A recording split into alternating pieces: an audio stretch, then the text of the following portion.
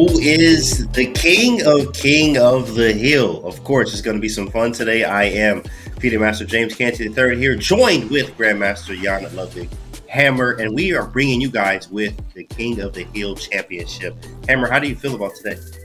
I'm excited to look at some of these players. I think this is one of the variants that most resemble normal chess, and we really see that in the participants. All the participants are very, very strong regular chess players, and then there are some special rules that come into effect.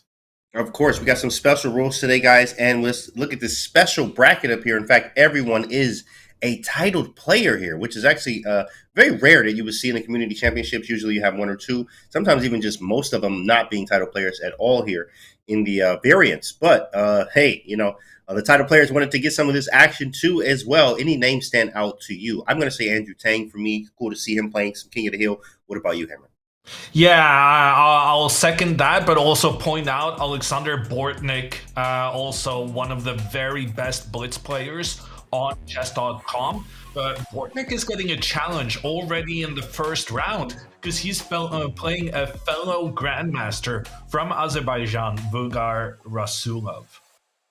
And Vugar is very strong. In fact, I remember seeing him in many Title Tuesdays where he's an underdog. He actually scores very well in Title Tuesdays, not able to win, but have seen him in the top, hanging around the top, even in Arena Kings too as well. So people are not used to seeing him, but he is ready to play the King of the Hill. Today, you got Andrew Tang up here, some FNs, some IMs as well.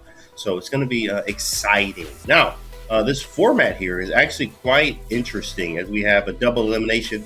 As you guys understand, of course, if you lose, you got a second life. Of course, if you win, you want to keep winning and take it all the way to the final. But if you lose, you are okay. You still have a chance to actually be, make it to the final there. And so, how do you feel about the double elim, Hammer? It's become the staple of online chess, and I think it's good. It gives you a chance to make it through, even if you have an unfortunate start. And I'm looking forward to see if anyone manages to take advantage of that second life, or whether we're just going to see one player go all the way and win every match. Well, we have games have started here now. Can you tell the chat here who maybe somebody doesn't know about King of the Hill here, Hammer? Now, normal chess rules apply, obviously checkmate and etc. But what is that extra twist? What is King of the Hill exactly? So it's all about controlling the center, the four most central squares on the board. This is something we try and teach people in regular chess, but the importance of the center just becomes so much more clear in King of the Hill, because if one of the players are able to move their king into one of these four squares, they have won the game. And that begs a big question about the strategy. Do you move your king up into the middle early on, or do you want to try and go for normal attacks instead? And here we have the games going on. It's Bortnik against Rasulov, the two grandmasters going at it, and we can see that neither player has really tried to move the kings in just yet. But with the queen trade, that's a big moment in the game. Without the queens, it's time for the king, and look at Bortnik go. Yeah, Bortnik's already started. Of course, in the end game here, you do want to use that king as a strong piece. In fact, one of the greats, I don't remember who, but it says king is a fighting piece. When you get to the end games here, that king gets to e4, d4, d5, or e5. You win the game. I remember having a time I played some, who was the guy? Renato. And I was playing, and I'm like, why is he moving his king out? It was King of the Hill. And I was like, oh, he should be mated. And then he puts his king on e5, and he wins the game. So immediately, guys, you have to understand that, yeah, you're playing regular chess here. You can get checkmated, but if you get your king to the center of the board, you win the game. That is the object of the game. And we have a 4-game match with the winner being 2.5. First to 2.5 wins the match here. One move away, but of course, it's hard to get that king in the center right now. Yeah, big moment here. The white king is approaching, but so is the black king. And look at this. Rasulov traps the white rook in the center of the board. That rook has to let itself be exchanged off. But when the exchange happens, that's a clear path for the black king. The black king started behind its white counterpart, but it looks to me like this king is about to win the game. Ooh, and he moves the rook back. The rook cannot be captured because then the king moves up. Rook e4 was really nice. I was actually looking at rook f5, but then, of course, as you mentioned, king e6 to e5. Then I was trying to get b4 to work, but he never has to move the bishop, so it actually controls the d4 square. Immediately there, rook e4 was nice. So here we go. This is a zugzwang in a way of king of the hill, something I've never seen. Yeah, Bortnik trying to chase the bishop. The bishop cannot move away because then the white king can move forward. But Rasulov doesn't really care. He just gives up his bishop because he was already up by a bishop already. This does seem like Rasulov's game to win. Yeah, it's hard to get my progress here as Bortnik here. I like the c4 move, but I can't get any. I can't get to e5 or e4. It's just very difficult to do so. Maybe take with the b pawn or a pawn now. A B. He took BC. Oh, he wants king d4, but BC stops that. We take, and here we go. It's a standoff. We're in the end game. What an amazing. Maybe you can go rook here and try and sacrifice the rook in order to get the white king further away, That was and vicious. then you That's can a good. capture the rook. What a plan. That was actually really nice. I don't think how. I don't even know how you stop that. Maybe rook d1 or something, but then you can push the g pawn. So yeah, that was a nice plan there, which is still there. It looks like rook f2 to Yeah, d2 now I'm taking. thinking Bortnik is going to win this. It's amazing how Bortnik managed to keep his rook alive, and this rook is making sure that the black king is unable to get into the middle. And now Rasulov tries this plan, but Goes it the other feels way. like he may be too late. Wait a second. King c3. Oh, but he goes rook d8. So black is able to control this square, but at the same time, the sacrifice of the rook, Oh and my it's game goodness! over. It's game over on the spot. King of the hill. Fantastic. King Fantastic me. move by Rasulov, sacrificing his rook to enable his king to move in, and the king makes it to the center, which is one of the win conditions for the variant. Very vicious Vukar there. That was nice Oh, as he and was able to I get was that trying going. to find the next game going on, but I didn't make it in time, unfortunately. Andrew Tang also has gotten his king to the center. That is amazing. Yeah, Andrew King, Andrew Tang here actually winning in his King of the Hill game there too as well, guys. It is a best of four, so it's actually 2.5 wins We'll the match. we'll check in with the other results as well.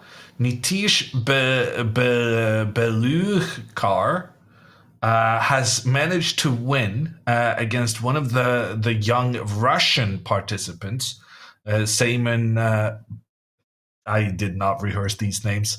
Pussy, darn it, Pussy Pozarevsky, yes, that's correct. Yeah, I'm with you on that and one. and also we have a win for the Indian Grandmaster Guha Mitrabha, who takes down another Azeri player. The Azeris very good at this King of the Hill. Yeah, it's a format that you have to really play to understand and get good at. Of course, as any format, you would play a variant that is. But here we go. You see the bracket up there, and of course, games will be starting. In fact, games start all at the same time, so there won't be just any rematch. And game two is going to be starting very soon here, guys. So, do we have any King of the Hillers in the chat? Chat, do you guys play King of the Hill? If so, what is your rating in King of the Hill? And did you play in the qualifiers that we had yesterday? King of the Hill. I did not. I guess I knew that I was going to do commentary on it and wouldn't be able to play the final if I did qualify. But I know it was very, very tough competition. And look at this. We immediately see, and I maintain that this variant is one of the ones that most resemble just normal chess. Oh, that is controversial by Bortnik. He really launches forward with his pawn in the center. He just gave up the pawn there, which he didn't take castles, and now the center's kind of locked up. As we will have some trades. Yeah, I like how they're not immediately, especially one of the plans that you like to do sometimes is just run the king up to the center. But it's harder to do that with pieces on the board that can control the center here. So sort of even game, as you mentioned, a lot of normal chess that goes on in King of the Hill. Yeah, but now there's a question. Rasulov bringing his queen out, making threats in two directions. Bortnik covers one of the threats, but the second pawn is still. Ooh, and he chooses not to take the pawn. So he definitely looking Greek gifty here, but it probably doesn't work. Yeah, you can even take it to cheap pawn, strangely enough. But yeah, we take the bishop most likely. Correct. Bishop h2 is tempting, but wait, he's going for it. He's going for it. Bishop h2 was working apparently, I have but no idea what just happened. Surely that was a free bishop. yeah, I think just knight g4 and I think you're getting out of that. King g3, queen I mean, g5, there's no e4. way that was going to end in a checkmate. Right, right. It just didn't feel right there at all. But Bortnik went for it, and King f2. Now we have d5 would be hanging at some point. Queen g3 doesn't really help. We can snatch that pawn, it seems. I'm so confused by this. There was a free bishop and he didn't take it. But even after not taking the free bishop, he actually did move his king closer to the center of the board. And then look at this, the king might actually already get into the middle despite the queens still being on the board. Yeah, this is very nice here. I mean, King d3, automatic move, but maybe not. Of course, it can be stopped with many ways, like f5 or bringing a rook to the e file. Well, But, I I mean, it is maintain that this close. pawn is still can still be captured. The pawn grabber he is. Grabbing more pawns there. Yes. Yes, Hammer. Yes. Got the pawn. That is my reputation. Yes, pawn grabber. So king gets to the center of the board. King d4 is not possible, or e4 either. So we have to keep moving. Got to keep working here. That king on d3 I looks mean, you can absolutely. take here and then you can make some kind of a sacrifice here, potentially, where you can try to dislodge this rook so that your king can move up. That is nice. That's a very sick plan, I believe. I do like that. Takes and put something on e7 and then king e4 after a capture. Yeah, and now Bortnik is going to have two rooks looking down on this very important square because he needs to make sure that he has very good coverage to stop the white king. But the plan could be e4, e5 here. And then king e4. He says, never mind. Let me back up real quick. Yeah, because positionally, Rasulov is winning this game. He has great central control. He has the two bishops. I think at some point he just decided I'm going to win this game in the On the board. classic fashion. Yeah. Yachi says in chat, are draws possible? I'm sure they are, but very unlikely. They're definitely possible, but not usual. Okay, still just a tense game, very similar to normal chess. Very surprising how the white king has gone on this incredible journey. First going to the right and then ending up all the way to the left instead. But the advancing pawns in the center leaves nothing. No confusion about who's doing better here. E5, there it is. E4, E5, check. Okay, maybe block with the queen and played. And now what is next? White really wants a queen trade here because that would help the king get involved very nicely. Ooh, very aggressive from Bortnik, pushing the pawn in front of his own king. Queen C2, little shuffle. What's the time control? 30 seconds to 44.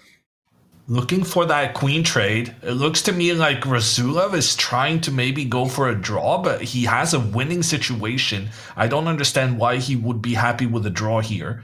The path for the king up to this e4 square is just very straightforward.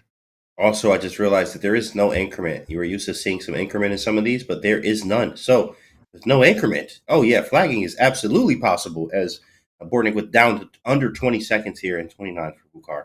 Here we go. F5 on Ooh, the he board. sacrifices the queen. Oh, that's nice. Takes, king takes. I King don't takes, see how takes. that queen Wait a second. sacrifice helped you though, because now you're losing the knight as well. Ooh, takes. He's Everything is close. just Check. yeah. Check again. Yeah, he's too far away. White should just easily win this one. Wow. Fukar 2-0. Bortnik? I mean, Bortnik has played this very poorly so far. He's a big name in the online blitz space, but I'm not sure King of the Hill is where he excels against the very best, as we've seen here from Rasulov.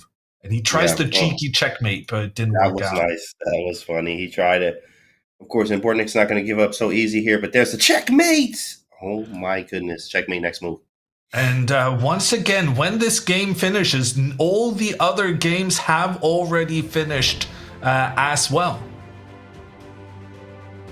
And as we see here, wow, twos. There's some twos around there. Lots of 2-0s. I'm actually surprised, to be honest. I thought it would be 1-1s and a little bit tighter, a little bit closer. But of course, we have looks like one match here that is sort of even here with Tang and Steven there. Big The rest are result half for points away. Yeah, big result for the Peruvian Rojas, who equalizes the match with Andrew Tang. But in the other two matchups, we see 2-0 leads, just like we have for Rasulov versus Bortnik. This is the match we've been sticking with, the two grandmasters, and we're going to continue checking out their strategies. We have ourselves a Jar Jar Binks, aka Joe Bava London, for all you Joe Bovians in chat. Joe Bavian, Joe Bavian, however you want to say it. That is us. We live by and die by this opening. As we see, Bortnik being one of the leaders of this opening is trying the trusty. When you need a win, you go for a Joe Bava London. As we see here, he's going for it. But of course, center quite locked up so far. Very even position. So we'll see what happens. I don't know about even. He just lost a pawn here. Now that was before. Actually, kind of strange now. Kind of overspoke. But there. honestly, I mean, in normal chess, this would not be the optimal placement of the king. In King of the Hill, it's like, yeah, did he do that on purpose? That may have been a sacrifice that he wanted to get his king involved. Yeah, he definitely got his king involved for sure. One thing we've seen Bortnik do many times so far is get this king involved. And you need to, guys. It's King of the Hill. But it's really hard to get this king on any four of the squares in the center as everything's locked down. But now he's getting checkmated instead. I feel like King of the Hill really is very close resemblance to just normal chess. In fact, it may be normal chess where you favor people who like to go for endgames and that kind of thing. More like traditional kind of player. I'm starting to see that as a strategy as people are more likely looking to go into in-games here. I actually like this idea of bishop d6 and king f4 to e5. It's hard to move the knight due to queen e7 mate. So it is possible, but unlikely. It is difficult. Oh, no, I really like that plan, Canty. I think that's a great plan you just suggested. Bishop here, and then the king forward. That is, I think Bortnik is winning that. Ooh, but he put the bishop on the wrong square. Yeah, because now knight d7, maybe he runs away. Knight g4. Okay, yeah, he couldn't do that with bishop to d6 here. So we'll see what happens. Now he goes, but there is no more. Oh, now he can play. King f4. Yeah, it's over. King f4. It's over. Oh, my goodness. Rook g5. That was very strange play by Rasulov. He just paid no attention to what was going on. He does have rook forward here, but then the queen just sacrifices against the rook. There's nothing you can do. Nice plan here. Worked out. Bishop d6. Very poor by Rasulov, and you called it, Canty. And that means this match is still going on, and we also get to take a look at some of the others with the Bortnik match being the first one to finish. This is vicious. What is going on? Sacrifice. Is he mated? Man, this is scary. Very close to the black king being mated, but on the other hand, if the king doesn't get checkmated, then the king is actually quite close to getting into the center. That is correct. How do we checkmate? Check. I mean, there is like 20 checks here. Bishop e6, king c6, d5.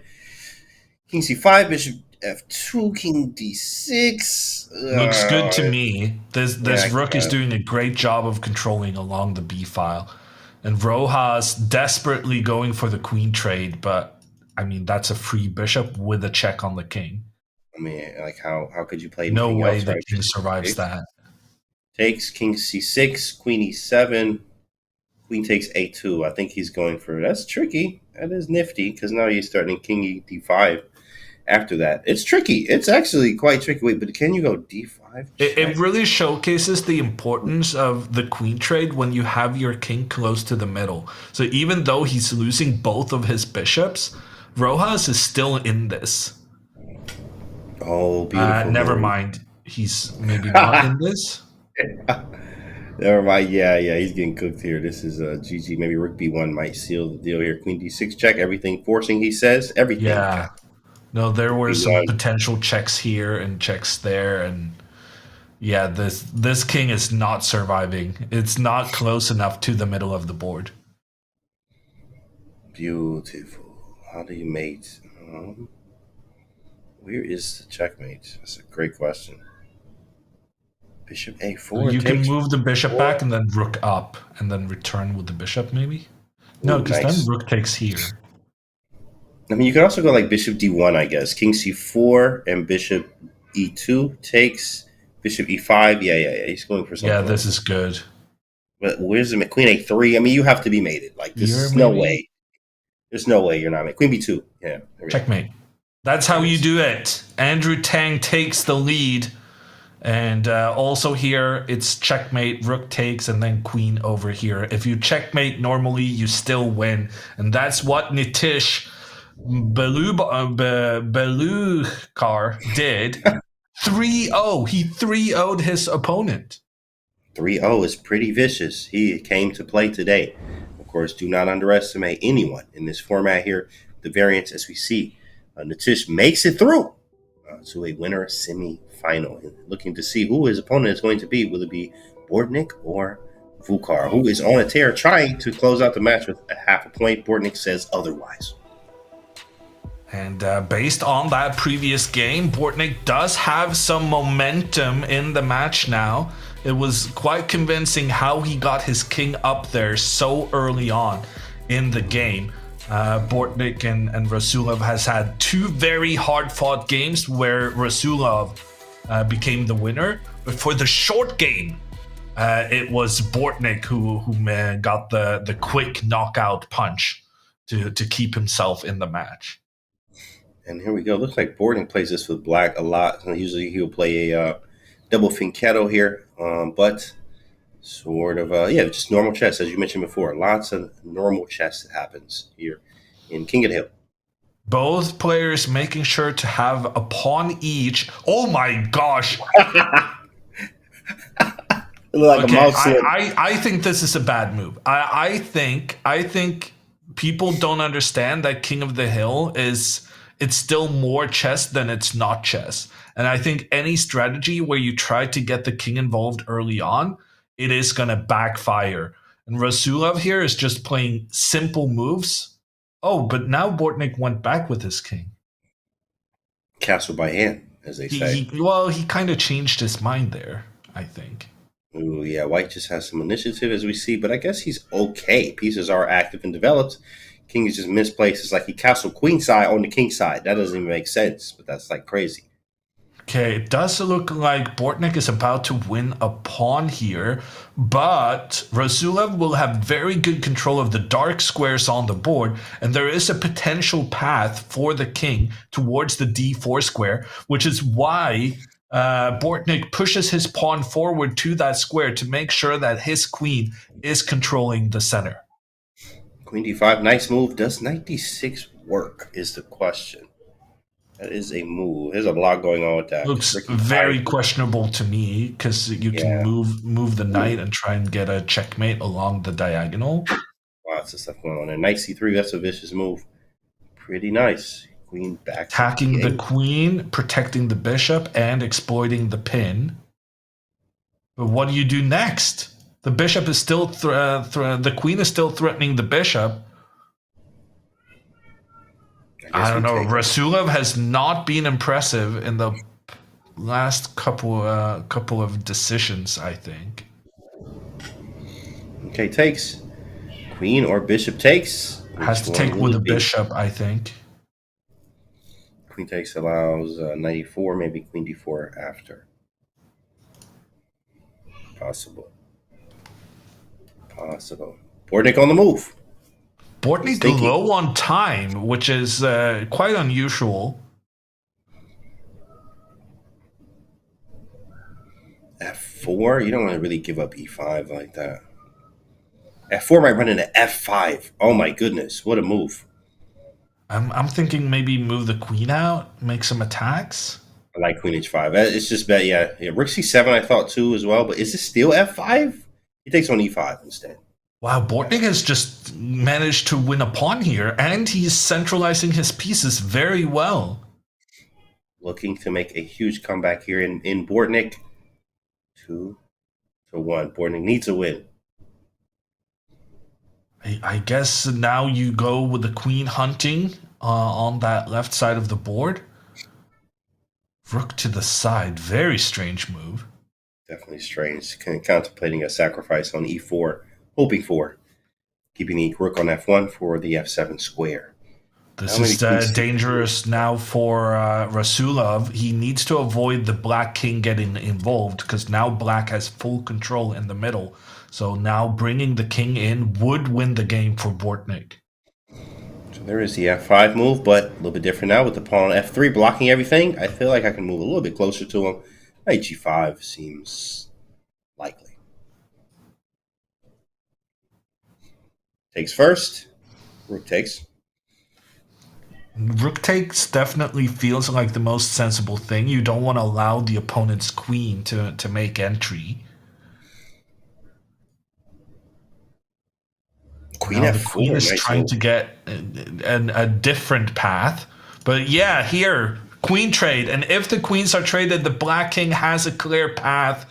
And you can't really avoid the queen trade because there's a knight under attack as well. Bortnik is about to equalize after being down 2-0. That was really strong. Queen e5 as the in-game will favor black in all cases here. King has a very clear path of getting there and not really any resistance in a way, especially on the e4 square getting there quite quickly. So problematic. He might have to just give up this knight, and he does. Yeah, but that's just... Oh, and now, yeah. Those pawns are very scary. And this rook isn't even threatening anything on the c-file. Maybe a resignation. Oh my goodness. Well, that's a checkmate. There it is. Bortnik, equalizer. The equalizer, a.k.a. Bortnik here. We're moving on to one of the other games and potential for a draw. An extra pawn for Andrew Tang here. He only needs a draw to win the match, but he needs to play very quickly. Which he is used to doing. But wait a second. He has 9 seconds. Talk about quickly. You need to be super quick. Hold on, buddy. Whoa. Would be a miracle to survive with just 7 seconds left. Rojas needs to speed up as well. You can't rely on even a big time advantage against Andrew Tang. He will make those pre-moves. And you could easily run out of time even if you have 20 seconds extra. 3 seconds. And in fact, that is what's about to happen right now. Oh no, it's checkmate. Oh, he just made it. Oh, the trick. He made the trickery. Fantastic trickery from Steven Rojas, who equalizes the match. And this has been a fantastic match. Andrew Tang taking the lead twice, but Rojas always managing to equalize.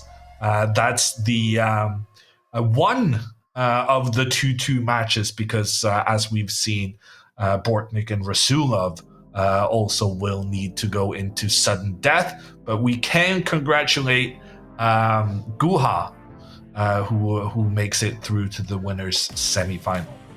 That's crazy, guys. We have 2 tie-break games. Wow.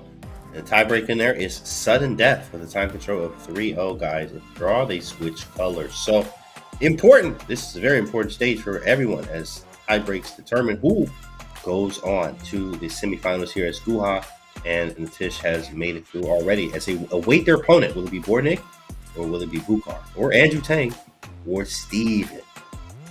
Let's see. Game's coming up.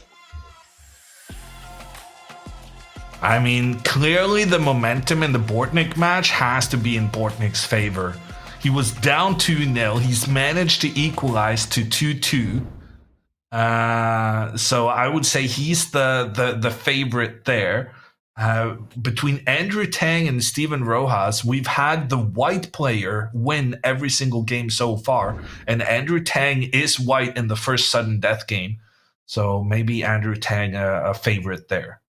Important going with mainline Jobava here. Will he go G4 next? This is all off the book. Okay, Bishop D3 is a move too.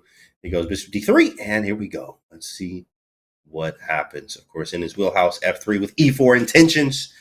Bortnik here looking on to punch his ticket to the semis there with his opening. He plays in all-time controls for the Jobava London, Knight H5. And all variations, potentially, of variations of chess. That's right. All variations of chess. That's crazy. That is great. Absolutely. Okay, but this is a good challenge in towards the center from Rasulov. I'm not very impressed. Why doesn't he take this one? Yeah, I mean that's normal too as well. In fact, Nerdisky has an older game that he plays with this variation. Takes and play D4. You get E4 in. Yeah, it's Nerdisky, Keaton Carrera actually. Like yeah, D4 is a key point you're saying there, Canty, because if now pawn takes pawn, then the black pawn will just advance through the center. Right. Can I do analysis? So take and then pawn moves forward, and black is actually trying to get their queen involved in an attack against the white queen. So we're seeing Bortnik repeatedly try and move his king into the center early on, but I think that's a mistake in general because it does leave your king vulnerable to getting attacked. Yeah, and this is such a different type of format, guys, because you want your king to not be attacked, but then again, you do want your king in the center of the board. Wait, what? That doesn't make any sense. Exactly. Welcome to King of the Hill. Welcome, guys. That's what it is. And Bortnik just loses that pawn in the middle, but Rasulov is reluctant to capture it because as long as that pawn is in the middle, then the white king is unable to get to that square. Whereas if you take the white pawn, then the king could potentially get there later on. So right now, Rasulov is keeping the pawn on the board on purpose in order to you can't move your king to a square where you have one of your own pieces. Yeah, I don't even know how am I gonna rook e5 is tempting. Well, I think now the rook is just going to come in and sacrifice itself. The pawn on d5 is what's preventing the king from getting into the middle. So here the rook comes in trying to eliminate the defender of the central square. That's strong. Rook h5 is a vicious move here. Sacrificing on d5, pretty obvious here. Plays g5, and I thought this rook e5 would be played at some point, but not that I don't see. Maybe I should go. Yeah, I think it's more about takes and king e3. And then if d4, king e4. That's clever. It is kind of, it's pretty clever. But it was, I see it now, but now it was like, okay, whatever, right? Yeah, so he cannot take the rook. Yeah. And he can play rook d5 again. Wow, that was vicious. Knight d5 now? No? Yeah, no, but now the rook is coming in to protect the square that the white king wanted to use. Oh, but he goes for the sacrifice anyway. Goes for the queen trade. And now, after the queen trade, the rook will return to its sacrificial spot in order to give shelter for his king. Brilliant play here from Bortnik. He started out with 2 losses in a row, but he comes back to win 3 straight games and win this matchup. The only all grandmaster matchup we had at the beginning. And, don't call it a comeback, but it is. There it Bortnik comes in with the king. Fantastic. He's got the strategy of getting the king involved early on. I'm not convinced yet, but it's working out for him. It definitely worked out as he needed to do what he had to do here. Of course, especially playing for the all Jobovians and Jobavians and Chad Joe Bava players. It worked again. He made it happen. But also, this is King of the Hill, where the format is different. You need to get that king to the center of the board as quickly as possible here. And it worked out for him. Maybe it won't work in the future. Maybe it will. Who knows? But he did what he had to do. He got it done, and he's moving on to the semis. So this next game is Tang versus Rojas. Queen here. Black has the king closer to the center of the board, which means you gotta go for the queen trades. An even better way potentially here of going for the queen trade. Now pawn forward to attack the queen, and the queens are off the board, I think. Ooh, that was a potential mistake from Rojas. Dang, how do you even stop? Okay, you have to Oh no! Oh, Queen G3 Queen is moves coming. and then Queen takes G3. Right. Fantastic. Rojas. He's about to do it. Yo, that was sick. Queen G3 is coming and King E5. Can you do anything about this at all? I can't see it. Queen C5 maybe. Queen C5. Queen C5, but then you trade queen to go rook to D5. Trade and then rook up. And take. Very nice. Nothing. You cannot stop the king next. Rojas takes it down. He was down at 1-0. He was down 2-1, but he wins 2 in a row to take down Andrew Tang. Wow. I mean, insane here as Ross moves on. You thought it was Tang, but he drops down to the loser's bracket. It definitely happens. Of course, this is a very hard format. King of the Hill here. But Rojas has an opponent with Guha here, his grandmaster opponent, to try to make it to the winner's final there against the matchup with Vachier there versus Alexander Bortnik, who was actually losing 2-0 and was able to come back 3 straight wins here. Wow. I mean, that is amazing. I actually have 4 players to make it to the semifinals, and 2 of those are going to make it to the final. Well, any quick thoughts from you, Hammer? What do you think of the action? I was very, very impressed by Rojas taking down the big name player in Andrew Tang. And looking at the bracket, I can see that Rojas potentially will have to fight grandmasters all the way into the grand final. But if he could take down Tang, he can take down Mitrabha, and he can also take down Bortnik. Although I will say Bortnik looking very bad with those first 2 losses. He's had an extreme improvement in performance, and is looking very dangerous with that tactic of keeping the king in the center early on. He's been very good with kind of mixing, chess with King of the Hill style. Move my king a little bit, make some good moves, look for tactics. And then, of course, when that king is around the pieces, I mean, who knows what can happen, especially as the time gets slower with no increment here. But, of course, we have a winner semifinals and losers round 1 are actually starting already, guys. So we're not taking any break. We're going to be right here to watch the games as they're already starting here. Here we go. Let's stick with Steven Rojas being impressed with his play in that previous round. He's going up against the Grandmaster Mitrabha. And look at this. This is Black has sacrificed a pawn early on, but Black now has more pawns controlling the center than White. There's 2 against 1 in the middle of the board. And the Indian player just goes for very early centralization, and he could potentially get his king involved after kicking the queen back. I really like this. I really like this from Black. I think this is a great concept from him. Yeah, and also using a banco too as well, as which is kind of nice. We just saw that happen in some high-level games. So using a banco here for lots of tactics that can happen. Rook comes out. And, obviously it's going to be some super tactics in these type of positions. King can also walk up at some point, but we need to be careful. Queen H5. Whoa. I was not expecting that. Yeah, no, I mean, Rojas is getting blown off the board as far as I'm concerned. The knight now can push further into White's territory. The bishop and the rook both pointed in the same direction. The rook also potentially looking down on the White king as well. And the thing is, in King of the Hill, you can't, sometimes in normal chess, you can try and escape an attack by trading the queens. But here, the queen trade is one of the most controversial decisions you can make because the queen trade makes it so much easier for one of the players to start moving their king up. And here, to me, it looks like Black's king has the clear path in case of a trade. Yeah, it's as you mentioned, the in-game part is probably the biggest part of this when it comes to King of the Hill here, right? Trade the queens off, you get the king closer to the center, which you do in regular chess as well. F4 is a very strong move here. Are we winning material or not? I don't see a way out of it. D5. Definitely winning something, but at the cost of central control, so it might not be a disaster for Black. Very tense right now. Ooh, he didn't sacrifice his rook.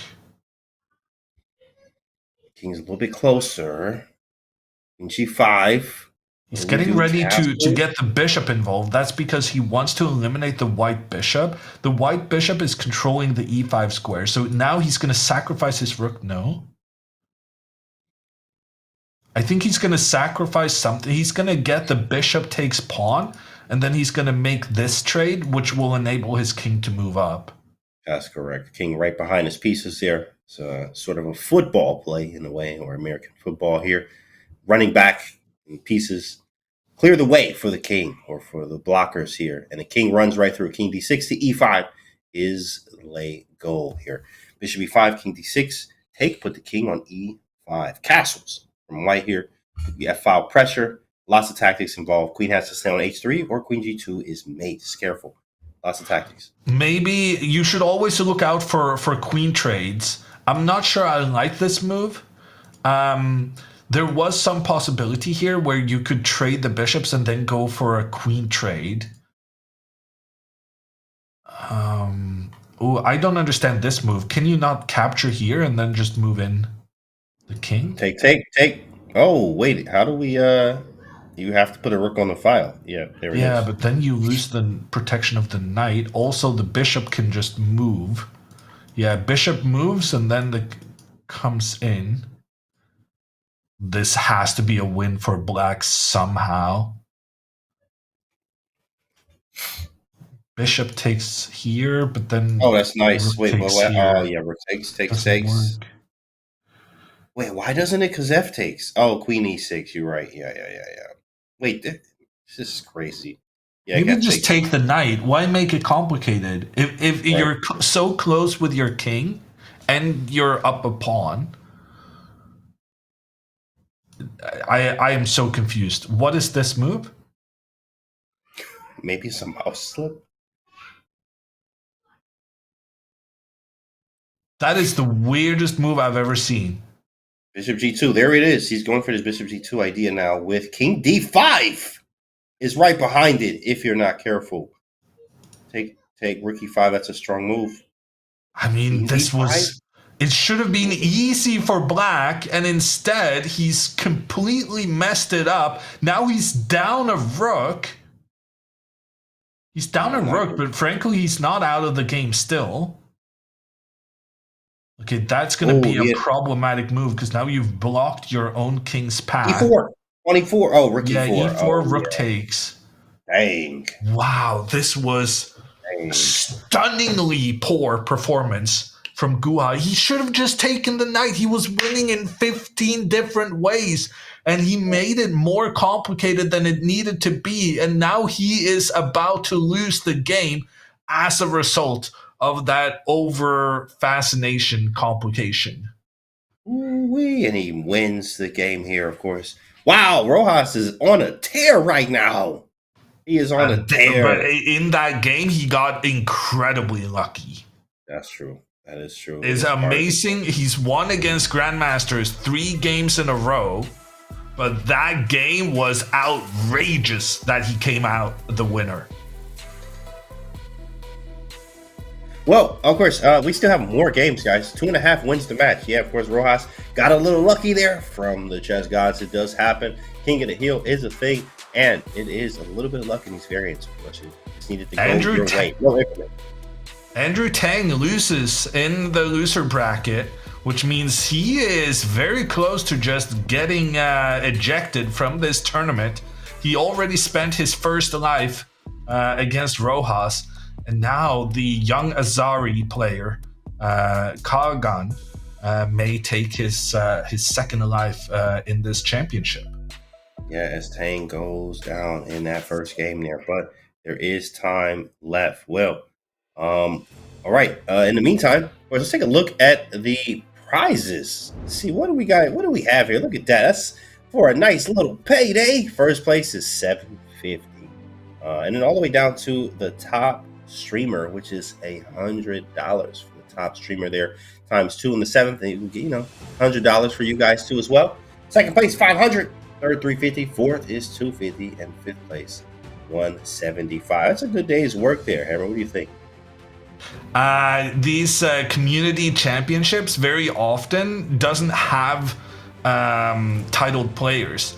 So in terms of a chess tournament that really rewards excellence in some of the variants of chess, I think is great.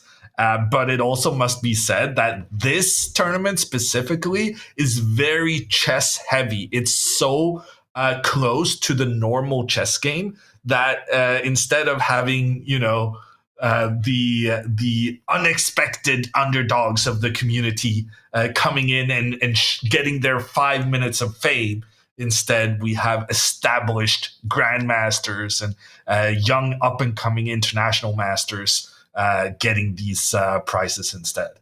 Yeah, of course. It's a lot of hunger there. People are hungry to get, obviously, their chances to play these players, but also to be able to beat them in a different format rather than regular chess all the time. That's what these variants are for. And it's for the community and you guys at home here as we get some special treats here to watch these guys play. And also maybe you can compete too as well. King of the Hill here. We got some money on the line and we still have chess to be played. In fact, we have more matches coming up, to say the least. So first to win is 2.5 of each match, and then we go all the way to the finals with obviously the losers bracket, making it all the way through with that double elimination. If you lose, you can still make it through and try to face the winner who wins all their matches and try to take it from them. It's a good thing and a bad thing at the same time, bittersweet. But at the end of the day, lots of entertainment and more chess to come. So excited for it. What about you, Henry? Feeling good about today? More games to come. I'm excited to see how far Rojas can go on this tier. We'll stay with him. He is the big player having the momentum right now. And the Indian player who I thought had an amazing concept out of the opening, he's going to try to strike back here. No, this is a kind of a King's Indian attack-ish type of thing. It's just a lot. Grunfail reverse, something like that. Classic Tarosh here. Oh, look at that. He captures with the pawn, giving himself the doubled pawns, but also enabling himself to give a check on the king. However, in King of the Hill, it might not be such a bad thing if the king has to go for a little stroll. Yeah, Rookie 1, he's like, King D7. I wanted to do this anyway. This position is actually really nice for white, playing against the ISO pawn. Very difficult to assess this now. You could go for a queen trade. No, you'd rather attack the queen. Good decision. Not sure about this move. Black has that pawn in the center, but at the same time, he's weakened the light squares. And look at this. The king is getting involved, only 2 squares away from one of the winning squares. That is correct. We have some nice ideas here. King F3 first, just to see what he does. And then how do we follow up this question? Queen B3 is nice. I want to actually probably plug the hole with Bishop E6 at some point. Oh, nice. He's going to double and really stop anything from happening on the E5. Maybe bishop here? White is definitely going to want to make some trades.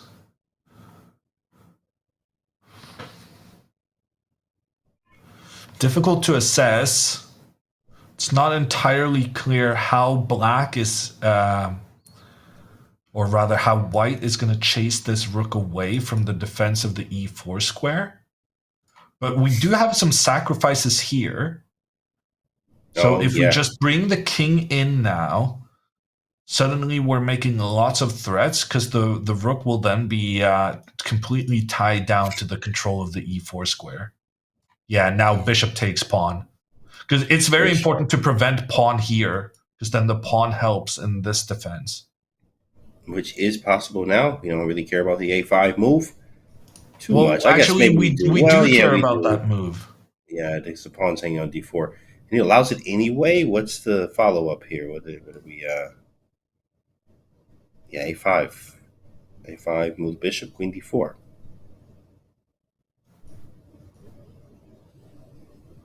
I don't understand what just happened there. Yeah, queen d7 is just a error, but maybe he has something in mind. I don't know, queen g4, queen h3. I mean, yeah, I would kind of be looking at this general thing. Yeah. He's contemplating, is that worth it? A5, queen h... okay, he wants queen g4. So he We can wants take to the do bishop. this check in against the rook. Back the king up there. Yeah, backing up the king is like he made the threats with the king getting into the center, which made black panic. And while panicking, black forgot about, oh, I need my bishop to stay protecting my pawn in the middle. And here we go. Queen d4 is an easy grab of the pawn there. There it is. Pawn Second f6 pawn as well. Is, are we feeling pawn grabby-ish? I am. Definitely can snatch it. He goes rook d3 instead. A little consolidation. I don't like that. That was a prime opportunity to capture a second pawn there. b6 not there anymore. Maybe a6 and is played. Now Could be an anchor b5, pawn. bishop comes out again. Very strong bishop idea. Very strong bishop. Bishop f3. Maybe trade it off. Queen c3 instead. This is going to be decided in the time scramble. Both players down to 50 seconds.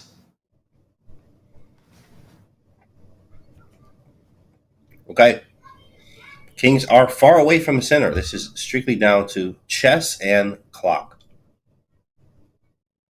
Mostly clock, I would say.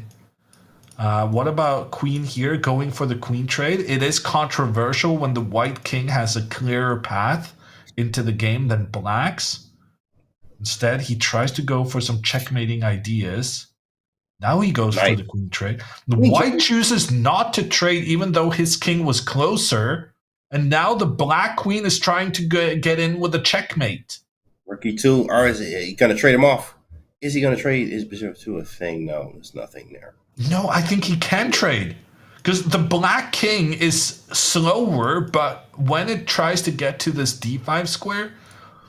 So white doesn't have any pawns that can control this square, while the black pawn can control the square that the white king is headed to. Ooh, that's a great move, maybe. I think it was very, very smart of white to make sure that pawn to f5 was no longer a possibility. Check. Oh, rook e7? Yeah, then this is game over. It's checkmate. Oh, yeah. Queen in. Check. Boom! Man! Got him. Good job there.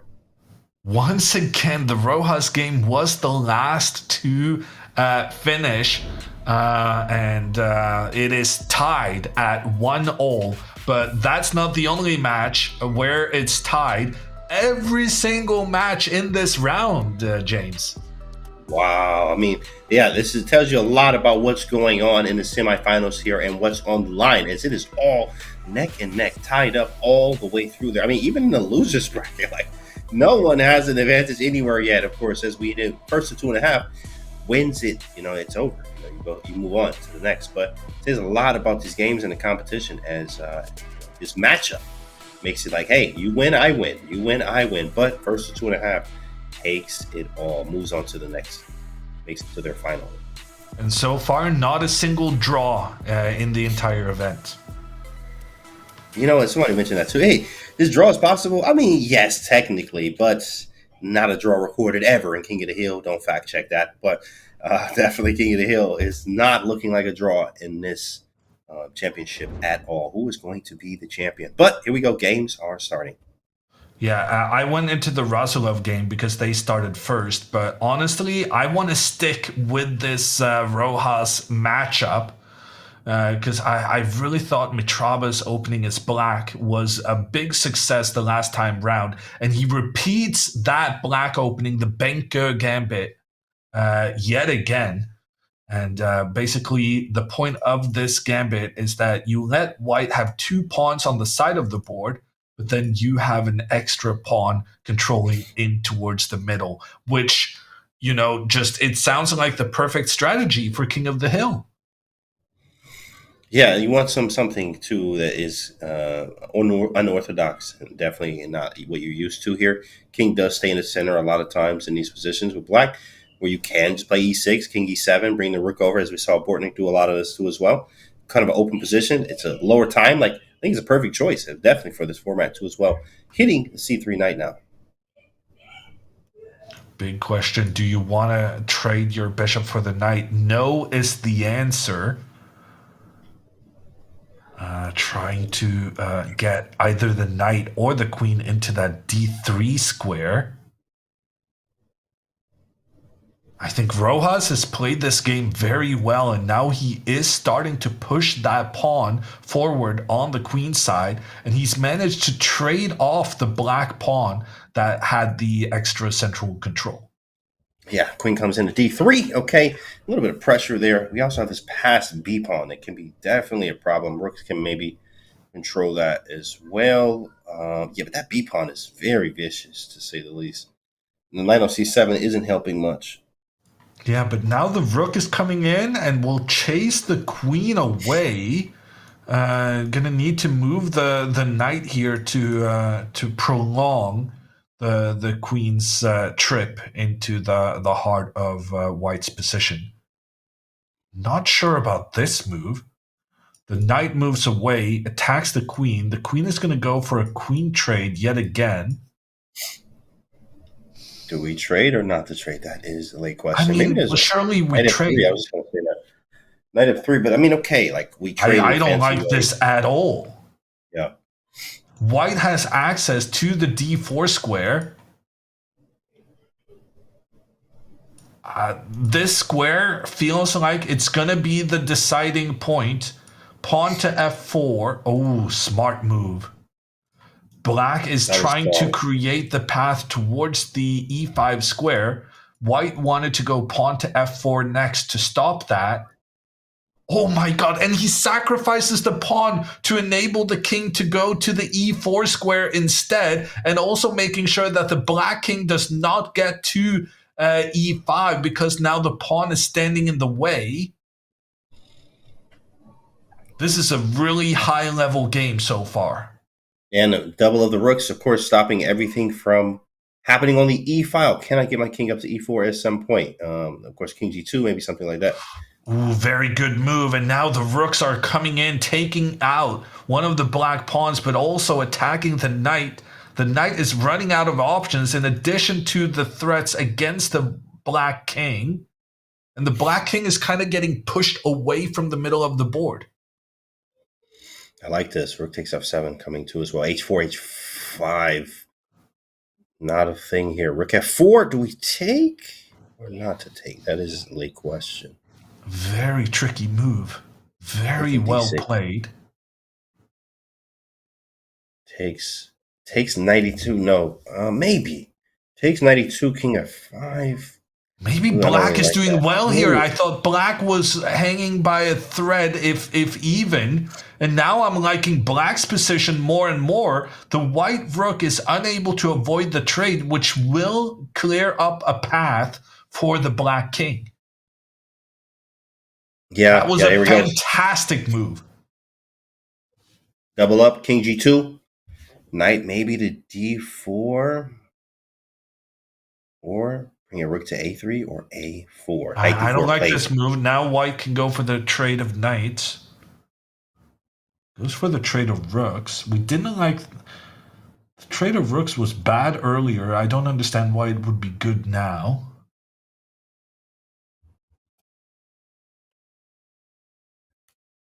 Okay, rook d4. White can I mean, maybe you just sit and defend. wait. Neither This ain't no player. mate threat. h4. I knew this was coming. Like h4 is a nifty move, I guess, but not enough. Take on Maybe we're g5. about to Takes. see a draw, James. Wow, the first one ever. On the other hand, the black king is very close to the middle, and the white king is cut off by its own pawns. Black should probably make sure not to capture these pawns, because that would make it easier for the white king to get involved. Oh, he took the pawn. Okay, it captures, and then we can capture on f2 to follow as well. Looking to take on f2. Takes. Wait a second. Is there going to be just check? Maybe there is a draw for sure. No, it might be checkmate, no? Did he just miss a forced checkmate? Will you excuse me here? Check. That was checkmate. Oh, wow. He could have checkmated. Oh, he could have mated him. Oh, but he got the checkmate anyway. Wow. The knight was no competition for the two rooks working together with the pawn, and the white king ends up getting checkmated. I think I have a new favorite to win the entire event, James. Who is it? Who you got?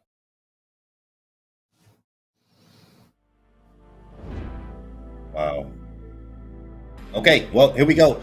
We see Natish with 2 over Bortnik. That's crazy. Natish going ham right now. He's going off. And then you have Guha there as well with the same. Tang coming back there. Actually, 2-1. And then you have Simeon there with 2-1 as well. Here we go, guys. This is half a point away. Best of 4 in each one of these. You have to understand that 2.5 wins the match. So these are must-win situations for literally everyone else. Literally everyone. It is in a must-win situation. Even the people with 2, they're trying to, maybe not must-win. You want to draw there, secure your match, and make it through to the final. Or if you're in the losers bracket, that'll be the losers quarterfinals. Games have started. Let's go. Okay, and we're sticking with this matchup we've been following in this round, and they keep having the longest game of the round, so we're never able to jump into some of the other matchups. But in a way, I think the fact that their games are taking the longest is also some kind of sign of quality, right? Because it means that the tension is alive for the longest.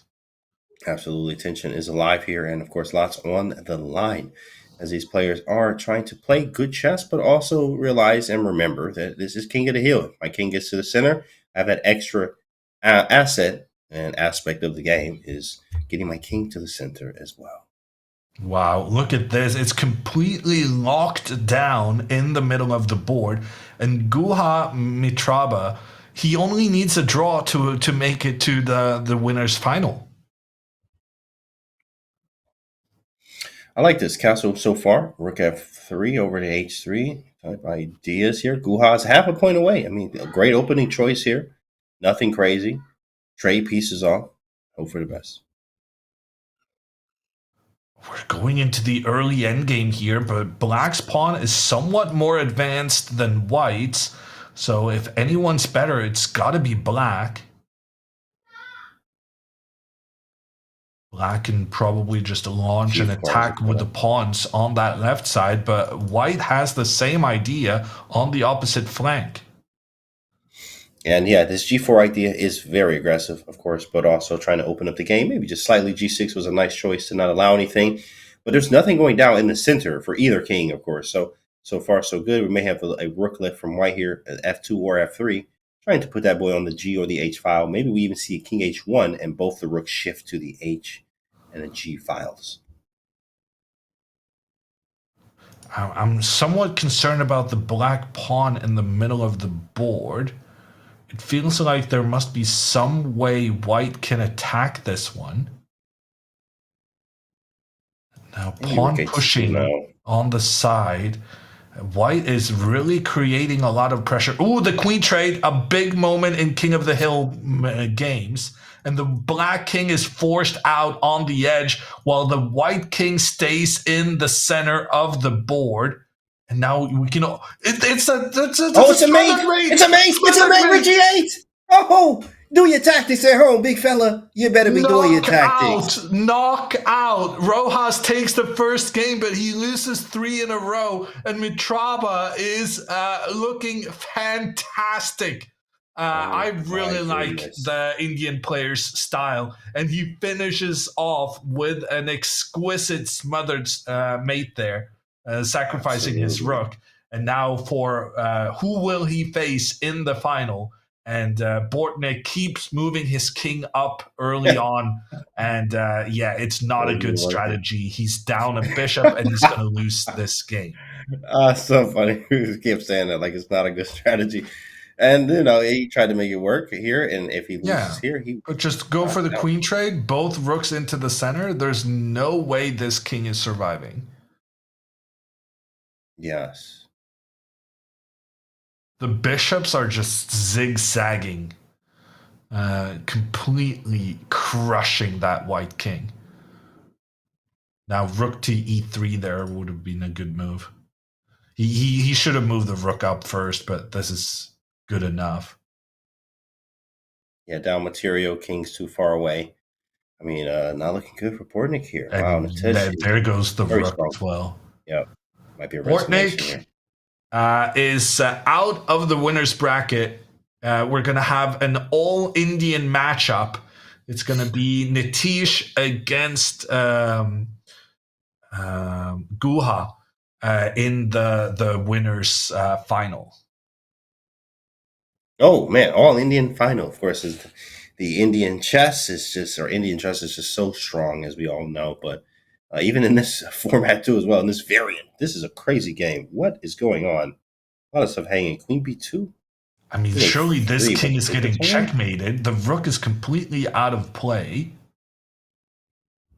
Anything other than a win for black would be sensational here, but suddenly we got the king moving up. That queen trade may not have been the best idea. Bishop takes. Okay, g4. Whoa, that's nice. Wow, how do you stop it? Oh, rook b4 and c3. Okay, well, same idea. Rook b4, yeah. Okay. Now the rook tries to sacrifice here. Maybe rook c4. Somehow, Andrew Tang, from a horrendous situation, is keeping this alive. He's down on the clock, he's down on material, but he's got his king close to the middle. And that could decide everything. Just push the pawn, get a new queen. Move, dude, move! Gotta move. 5 seconds. 4 for both. This is a time scramble. It's literally anybody's game. No, it's 2 seconds, 1 second. There's no way to stop the king. And there's no time either. Knight of 6, king of 7, pre-moving, point 4. Point 4, somehow, point 1. Oh my god, Andrew Tang wins it with 0.2 seconds remaining. Wow, of course.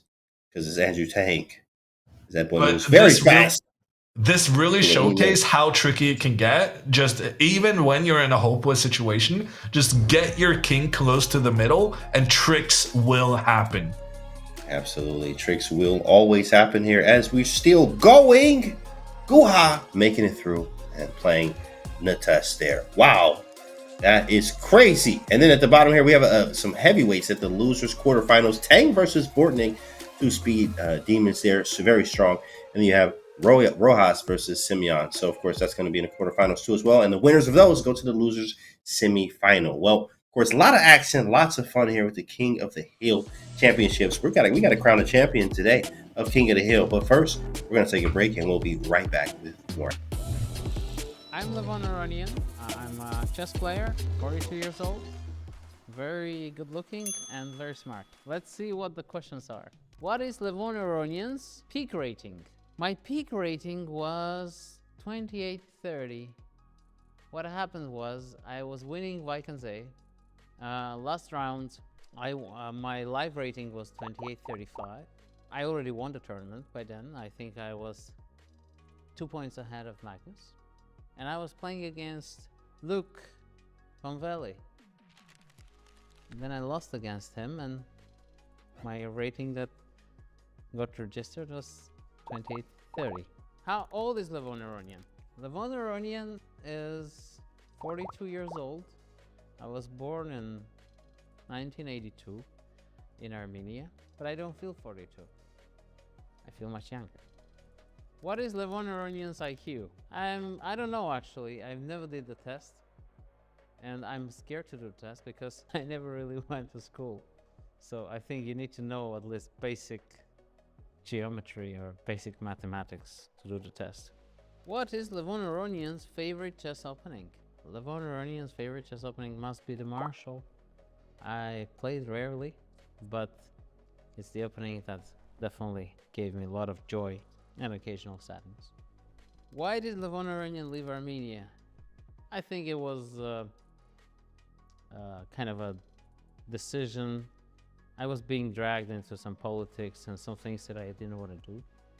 And I was, okay, if I want to remain being a chess player, remain being a happy person I am, I need to move. And I moved to St. Louis.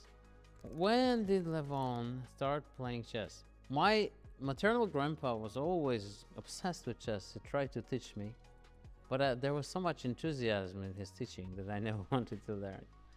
And then I was visiting my paternal grandparents, and my sister Lilith, that is 6.5 years older than me, was being pestered by me. I was really driving her nuts because I was saying, no, you cannot leave me alone. You're going and playing with the kids.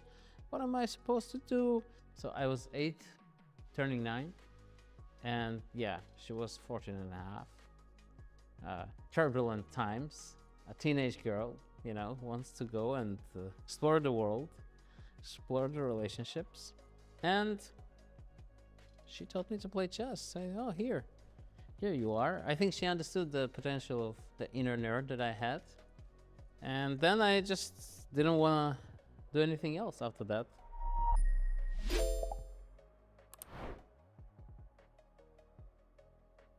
Your brain is a supercomputer capable of millions and millions of complex calculations and decisions. But your brain needs exercise, practice to keep it sharp and incisive. Chess puzzles are a great way to work out your brain. Daily puzzle solving makes your mind fit, building pattern recognition, critical thinking, and memory. Doing puzzles every day makes your mind fit, helping you build creativity, problem solving, and memory skills. Puzzles on Chess.com feature hundreds of thousands of original, beautiful problems tailored to your level. Whether you've never played before or you're a veteran, whatever level you're at, Chess.com's coach will help explain both the puzzle and the solution so you learn as you go. Most importantly, Chess.com puzzles are fun. Find interesting, beautiful solutions while building streaks, leveling up, and competing with friends. Try puzzles today on Chess.com and give your brain the exercise it's craving.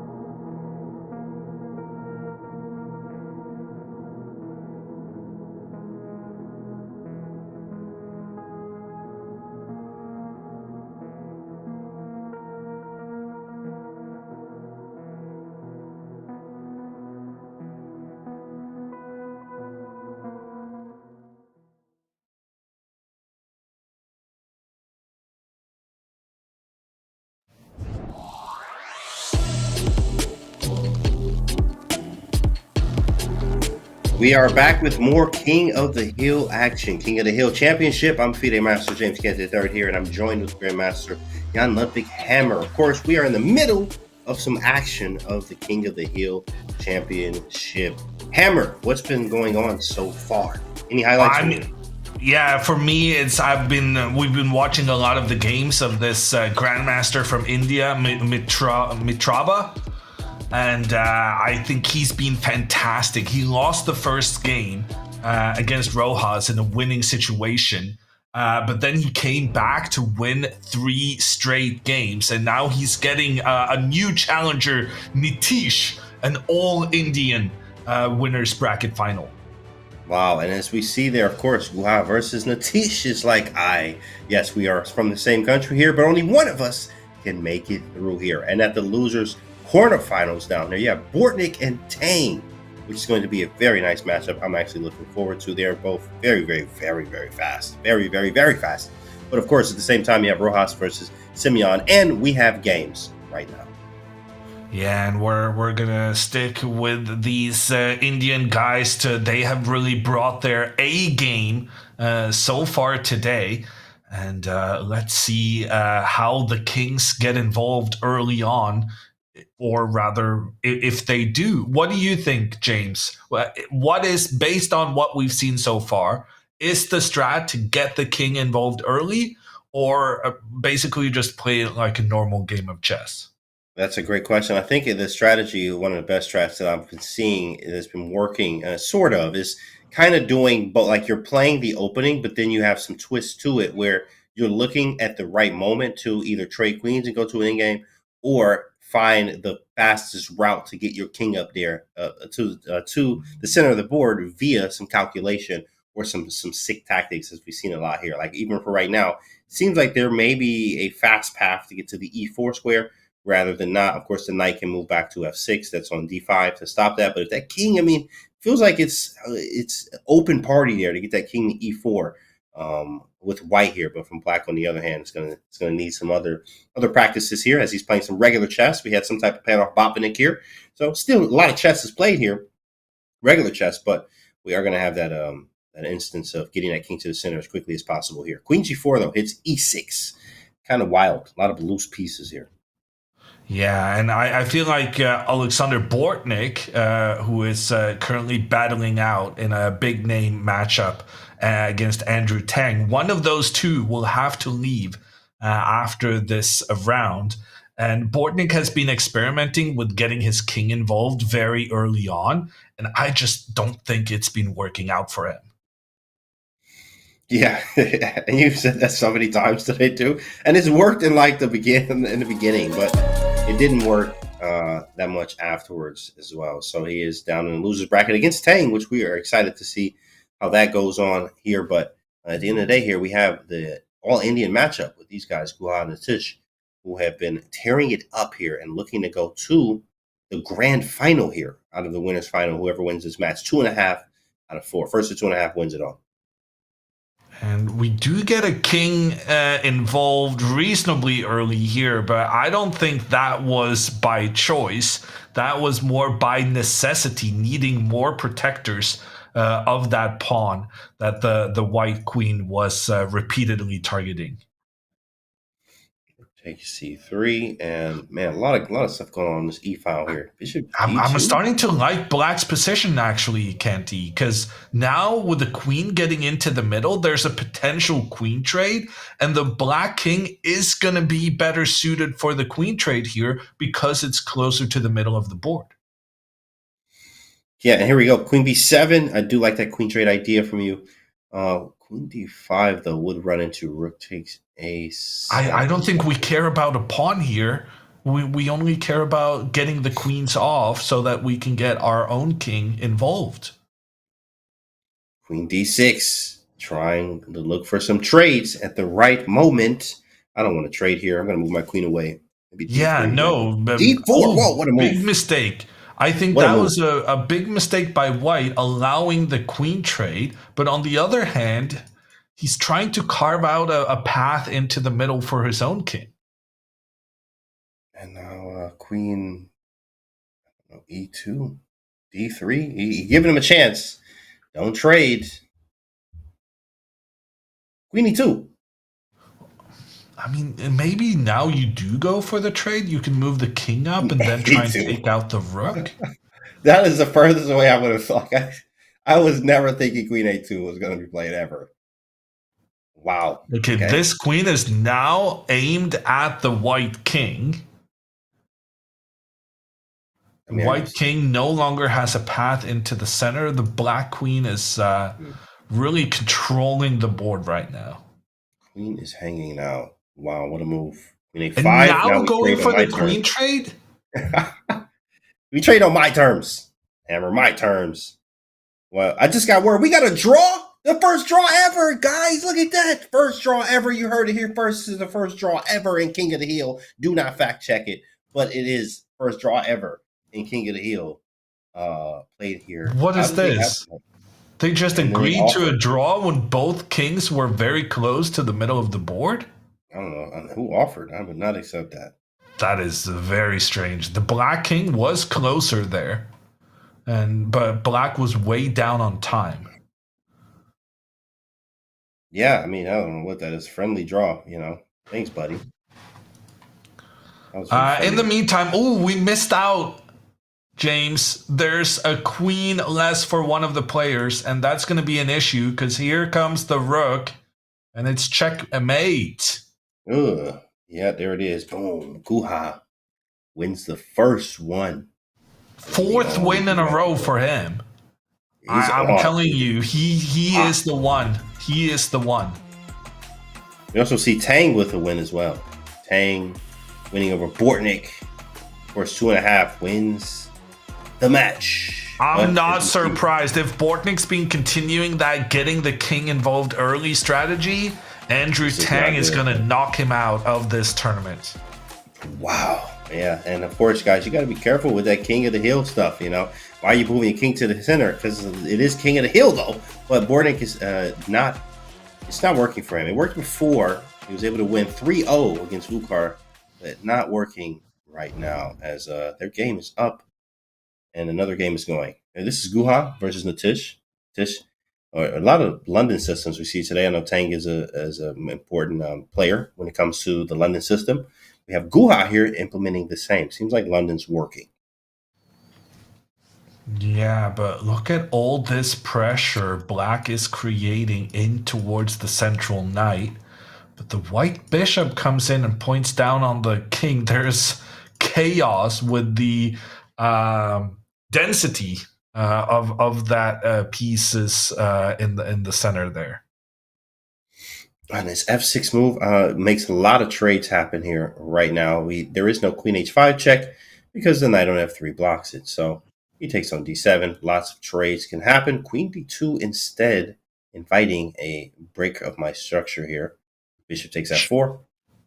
Surely this is a good position for black. Look at how all of these pawns are contributing by protecting squares in the center of the board. Ooh, but he blundered a pawn. I will take those. Thanks for the gumdrops. And look at this. Now the white king has a potential path towards the d4 square. I'm so confused. Why did white give away that pawn? He gave it back, right?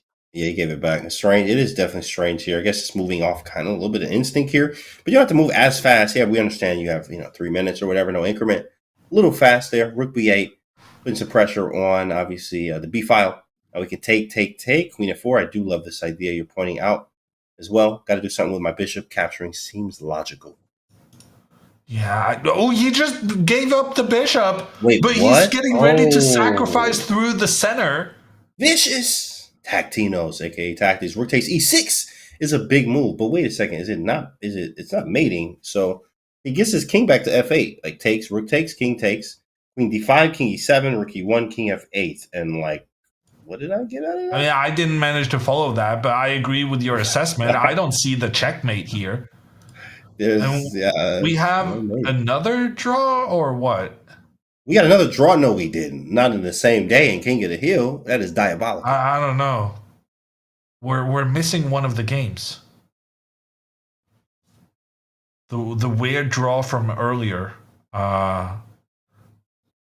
we don't have their game. Let's follow the ones who are playing, and I Okay. do think Nitish has got an excellent chance of equalizing the score here because somehow he blundered a pawn, but now he got the pawn back. His pawns are controlling the center of the board, and he's got an open file to point down against the white king. And boy, he's trying to open even more files against that white king now, James.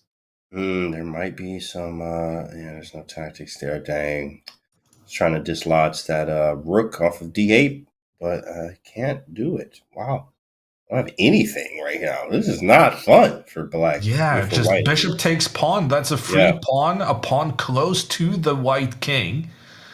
No, actually, it's not a free pawn because then maybe push the pawn forward through the center and then that's nice. capture. That's very nice. And which is playing. There it is, right there, playing. And rook d3. Whoa! Yeah. This idea was there. Great counter trick, and this is the point you were trying to make, James. Right? That if rook takes, if rook takes this one, then the queen could capture the other rook. We have a game coming back, by the way. It is we had an issue with the camera, so we are coming back. Just so you know, guys, with the game. I mean, the black queen now could potentially give a checkmate down through the side. Ooh, but maybe the king might as well just move. Oh, it's checkmate. Never mind. 5 in a row.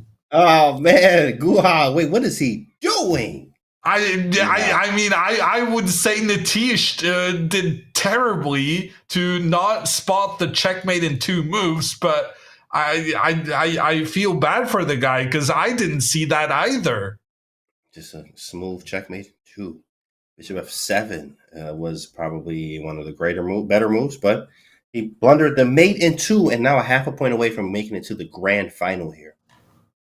Wow, what a display from him. And one more game going on, the late starting game of this round. But boy, they're going to finish pretty early on because we've got a checkmate going on.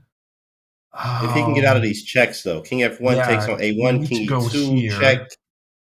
Yeah, he's got to give up the rook in the corner, but is this a perpetual? Takes, no, check. I think F3. you win it because you can get your king into the center, which is a win condition, right? Yeah, maybe you have to run the king to f. I don't like that. Whoa, are you mated? No, knight b4, king e3, queen c3, king f4. Yeah, you're winning with mate or king e5.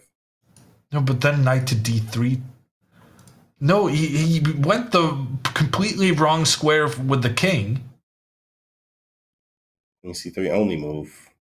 Yeah, you got to go king f4. You get mated. No, but look at this. 93. This is what I thought too. But king g4, there might be h5, king h5. Oh, well, now he can go. He can go back into defense and block. Oh my goodness, what a game! 95 f3. Oh no, 95. You go knight f3, and you cannot move the knight because then you lose the queen. Tactics. Oh my goodness, what a game! What a game, guys. The young Russian might win this, I think. I was sure he was going to win it earlier. Then I got insecure, but now this knight move to recreate the pressure against the black queen, that's game over. 3. Yep. Might be a resi there. AKA resignation. Yikes. Knight g6 only move.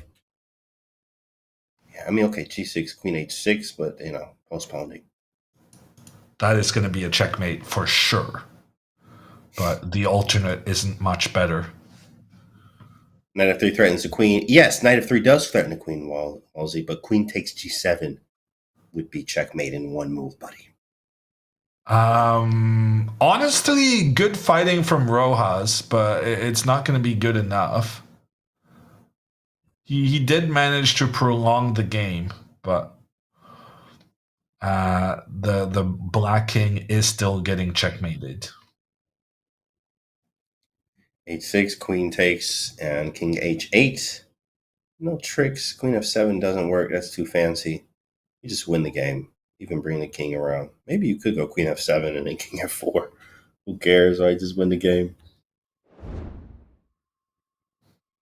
But here we go, bracket wise here. Guha 2-0 there, looking good there. Andrew Tang 2-0 in Bortnik, as Hammer talked about before. Bortnik with the strategy, get that king up there very fast. It hasn't been working against Tang. Pretty obvious there. Simeon 1.5, looking to punch his ticket to the losers semifinal with one more win as well. We watched Mitrabha 6 games in a row, and he's been fantastic.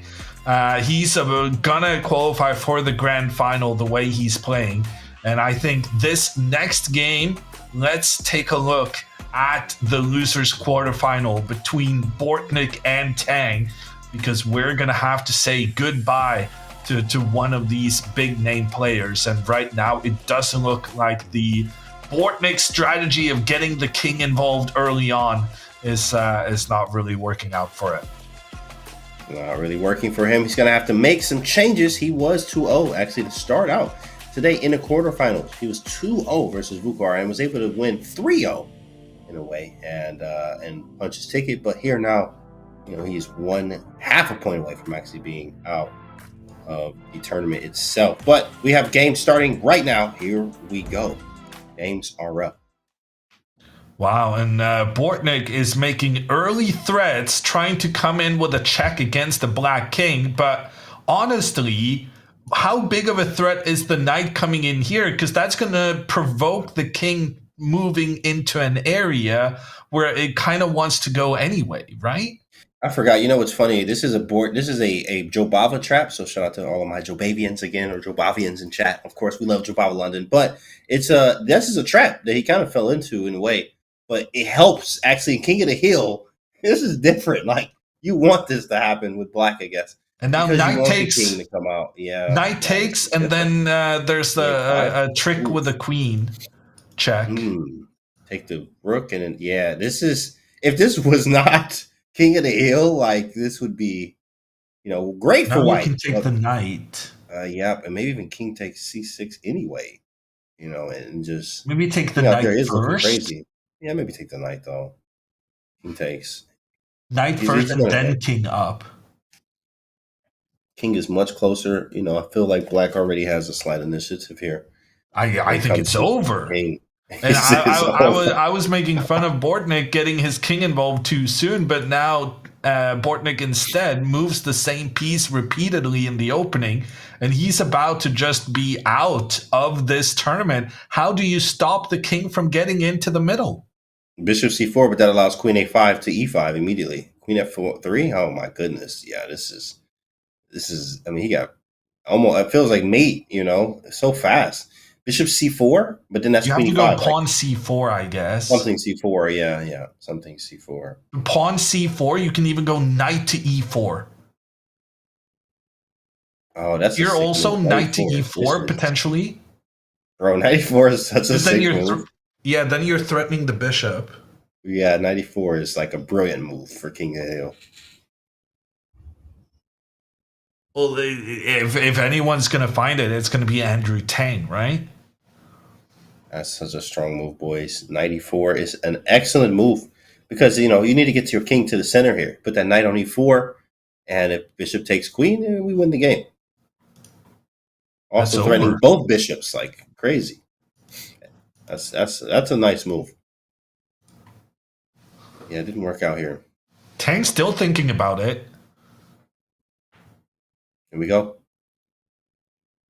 I don't see what else he could do. He might be considering queen there, but that doesn't seem nearly as good.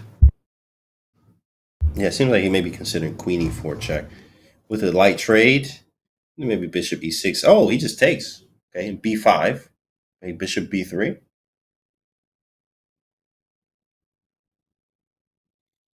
Surprised by that decision from Tang.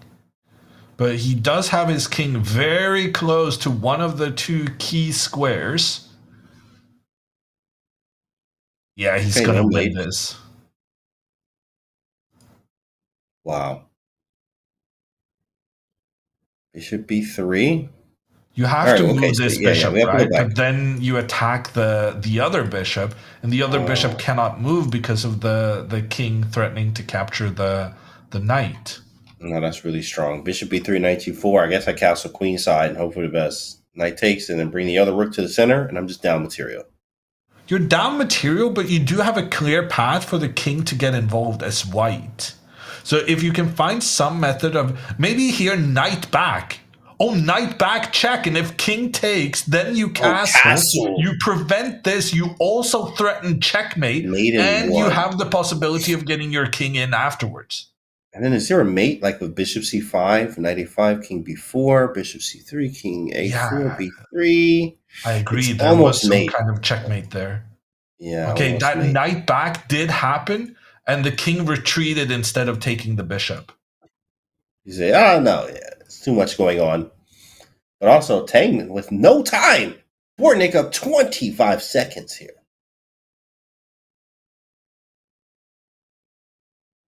Oh, you can't take f4? Oh, he took, okay. This check check isn't that check? interesting. Yeah, it was nice. That was interesting. Check, castle, queen side. Seems like an obvious move here. Get your own king away from the bishop check and also get the rook into the middle. Instead, Bortnik now going for the immediate win here and then just take that and move the king. Oh, he wins! Oh my goodness! Bortnik extends the match. And let's see if Mitrabha can book his place in the grand final. Here we go. Guha is down to 20 seconds for both here. Let's move it. Rook b2 or rook becoming incoming. b3 stops it. Any tactics? Bishop e4. This is crazy. A lot of things hanging. Both rooks under attack from bishops. Both players down to just seconds on the clock. Nice move, allowing Move bishop faster. e5. Check. Bishop e4. No increment, guys. No increment. Takes.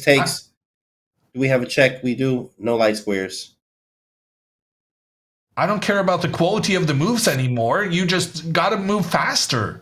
That's it.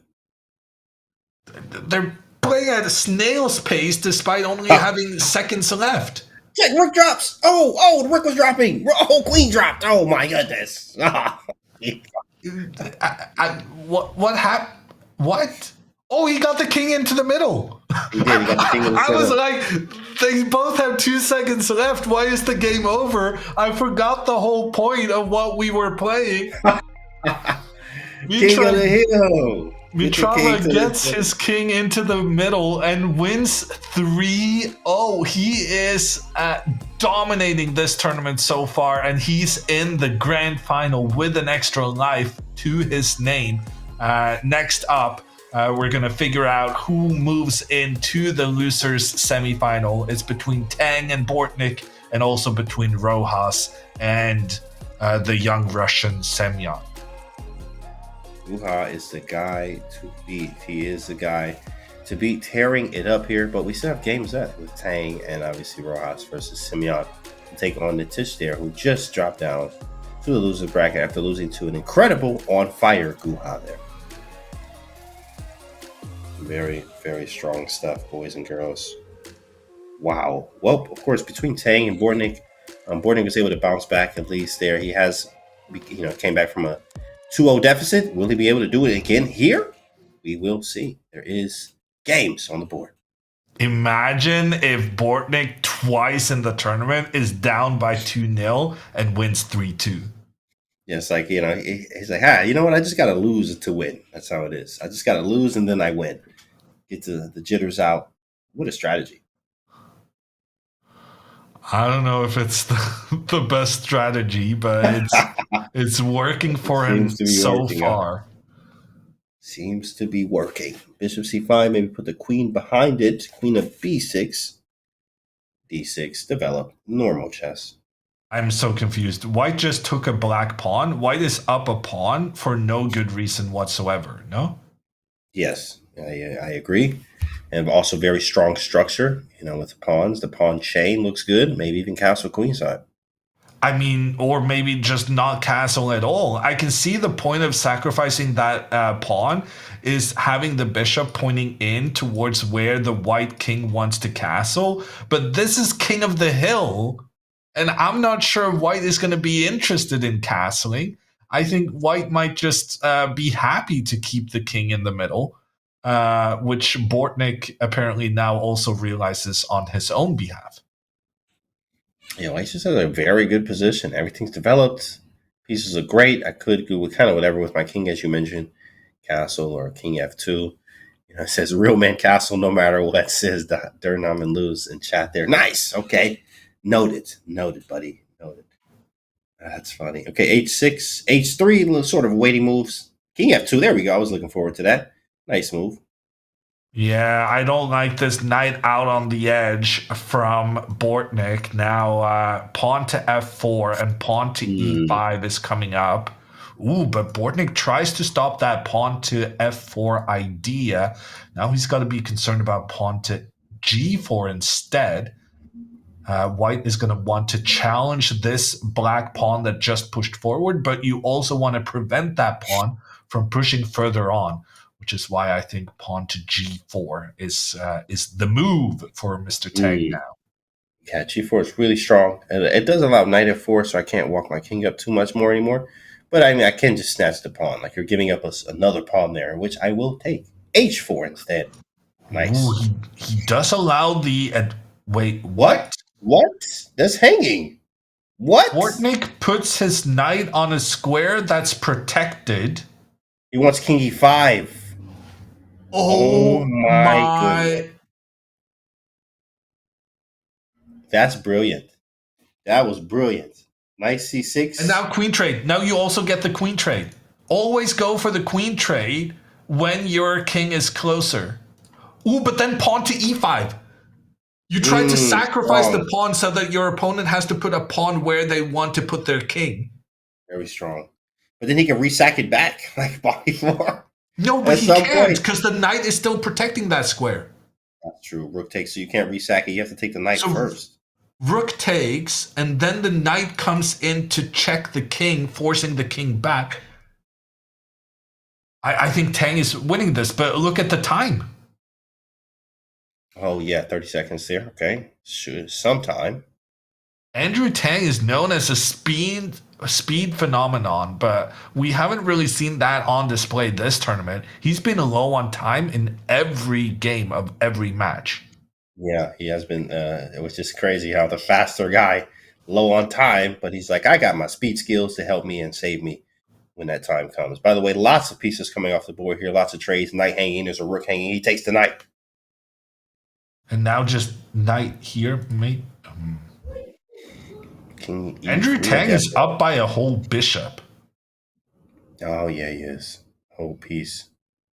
And he's looking to close out. All he needs is half a point. Bortnik has to win, or he goes home. Okay, good trade on the side. Now the rook is coming in to try and get the black king away from the middle. The king recaptures, but that means you were successful in getting the king further away. This pawn cannot be captured because then the king steps into the middle. Now you have to take back because you have to stop the king. Any type of mating net, d6, okay. I mean, he's just up a bishop and he's got a pawn 2 steps away from becoming a new queen. Andrew Tang is going to knock out Alexander Bortnik, even with just 15 seconds remaining. I'm just going to say that 15 seconds on the clock. Anything can happen. Tang is extremely fast, but that clock is a thing. Knight f1 check. King f2, getting the king out of that center. Maybe we can take the rook now. Take the rook, then push the pawn, and suddenly you have a path for your own king. What is going on? Oh, he can't stop it. Rook e4, he's back in the game. Bortnik with a dub. What a comeback from Bortnik. I had completely written him off, but with some crazy sacrifices, he showcased that whenever your king is somewhat close to the middle, with the queens traded off, there's always a chance to make it back into it. Look at that. Simeon makes it through as he waits between the tie-break game. Bortnik doing it again here. He just something about him being down 2-0 puts him in another mode as he has done it again here. He needs to finish out though with one more game. We'll send, and of course, if there's a tie break there, then we'll switch colors. But sudden death, time control 3-0, and we're looking to punch his ticket, one of them, Tang or Bortnik, into the loser semifinal against Simeon, and then that final against the Tish over there. Game is on the board. Here we go. What a thrilling development of this match. When Andrew Tang was up by 2-0, some naysayers, myself included, felt Bortnik was without a chance. But for the second time in the tournament, he comes back from an 0-2 to make it 2-2. And last time, James, he went and won the sudden death as well. He did. He won that sudden death, and he's looking to do the same thing. He also won with White, with the Mitrabha London, who he's doing again here, playing it and hoping for something out of this opening here. Lots of things can happen in this sort of an unorthodox opening, which gives you some chances to play creative and get the king, especially in this format, King of the Hill, get that king closer to the center as fast as we can. I don't like this opening from Bortnik one bit. I do think that in King of the Hill, it's very important to use your pawns to control the center of the board. And I don't feel like this opening is doing that to a sufficient extent. But wow, look at this. Both players tried to attack the opponent's bishop. Bishop takes pawn? Oh, yeah, bishop takes pawn. Maybe bishop c4 afterwards, or maybe even a knight d5. All kind of crazy stuff here. Obviously, queen sacrifices possible, but maybe we just take back. Nothing crazy. Rook takes h5. So take. Yeah. Take. Yeah, no, this is very confusing. I understand why Andrew Tang is spending time here, but we could have a situation where White ends up being down a rook, but getting the checkmate threat against the king. So it might be quite interesting still. Absolutely. Making him think too, using the clock. And here we go. We're going down that line. Takes, and G6, and queen back to F3. And there are blitzing moves out. That is a Mitrabha tactic that he just completely missed. Knight of 7. This is a tactic from the opening with the idea of bishop to c7. White is clearly better now, but it is obviously King of the Hill. You could, use this advantage here to try to make the king get closer to the center somehow. Maybe even sacrifice, which he goes for. Very cool trick from Bortnik, but I was wondering, it is provoking the black king into the middle of the board, which hasn't been the worst strategy we've seen so far. And he's close to not taking the queen. I am baffled by that. In fact, I guess he wants the knight d5 move, which is pretty sick. I'm not going to lie. Now he takes with check. Takes another with check. He's bringing the king up. King F3. It's over. Oh, my goodness. He is just locked in. Bortnik, he has to start 2-0 to win. That's what he says. I have to start down to be up. I don't understand it, but he's doing it. It's over. There's nothing stopping that white king from getting in. That's it. And Bortnik is going to make it to the loser bracket semifinal against the young Russian, Simeon Pasivrevsky. Wow, look at that. Bortnik taking another one there, being down 2-0. Like, how is he doing it? He's getting it done. He gets that pressure on him. Bortnik versus Simeon, who is going to see who fights to play Nitish there as Guha awaits that loser's final matchup there. But in the meantime, we actually have to wait for in fact, if reverse sweep is what they call it, as I'm seeing on the back end, which is awesome. Now that is crazy, guys. We still got more stuff to do. But of course, before we get back to these games, guys, check this out. Champions Chess Tour returns for its second and final event of the year, the Chess.com Classic. 16 of the world's best will fight to secure a seat at the Esports World Cup for the first time in chess history and the lion's share of $150,000 prize pot. Don't miss the action beginning on May 19th right here on Chess.com's streams. You want to learn more? You got to visit go.chess.com/classic25 or use exclamation point CCT in chat. So, guys, pretty awesome stuff. We got a losers final coming up too as well here. Hammer, that's crazy. Bortnik is just down and then coming back. How is he doing this? I don't know. Maybe his opponents feel like, oh, this is going so well, so this is easy, and then Bortnik kicks in that second gear, third gear, fourth gear. I don't have a driver's license. I don't know the sayings and the references. That's crazy. You don't have a driver's license. We got to talk about this, Hammer. How does that's what I guess Norway. You do have a nice. I've been out to Norway. You guys have a nice transit system, and and you can walk everywhere. I guess you don't really need one. In fact, out there, None of the Norway, guys. none of the Norwegian chess players have a driver's license. None of the Wow, good I ones. never knew anyway. this. That is a good one. It's nice out there. Norway is actually pretty awesome, guys. Highly recommend it, and they have an awesome transit system as well. So Norwegian food is great too. But back to the games here as we go. We have Bortnik versus Simeon here, and Jobava London again. Shout out to Bortnik, just going crazy with Jobava London here. Bishop D3, and of course, this is King of the Hill still. So remember, hey, King of the Hill, all about getting that king to the center of the board while playing some good chess. And first to 2.5 wins the match. And pointing in the direction of Black's king now from Bortnik could be some potential danger there when the queen gets involved as well.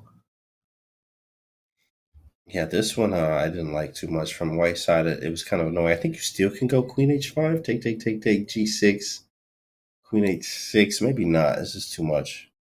Well, It's calculating that now, though. You can move the queen up, and then maybe you can sacrifice. I have done this before. Yeah, but there's like Queen E7 after FG. Yeah, no, this is not good. Let's see what Bortnik did. Bortnik just goes for the trade, and then he brings the queen. Rook E8. And then I remember running the H-pawn here many times. Oh, he didn't go Rook E8. Now you can run the H-pawn. This might be over. This is just Jobava 101, okay?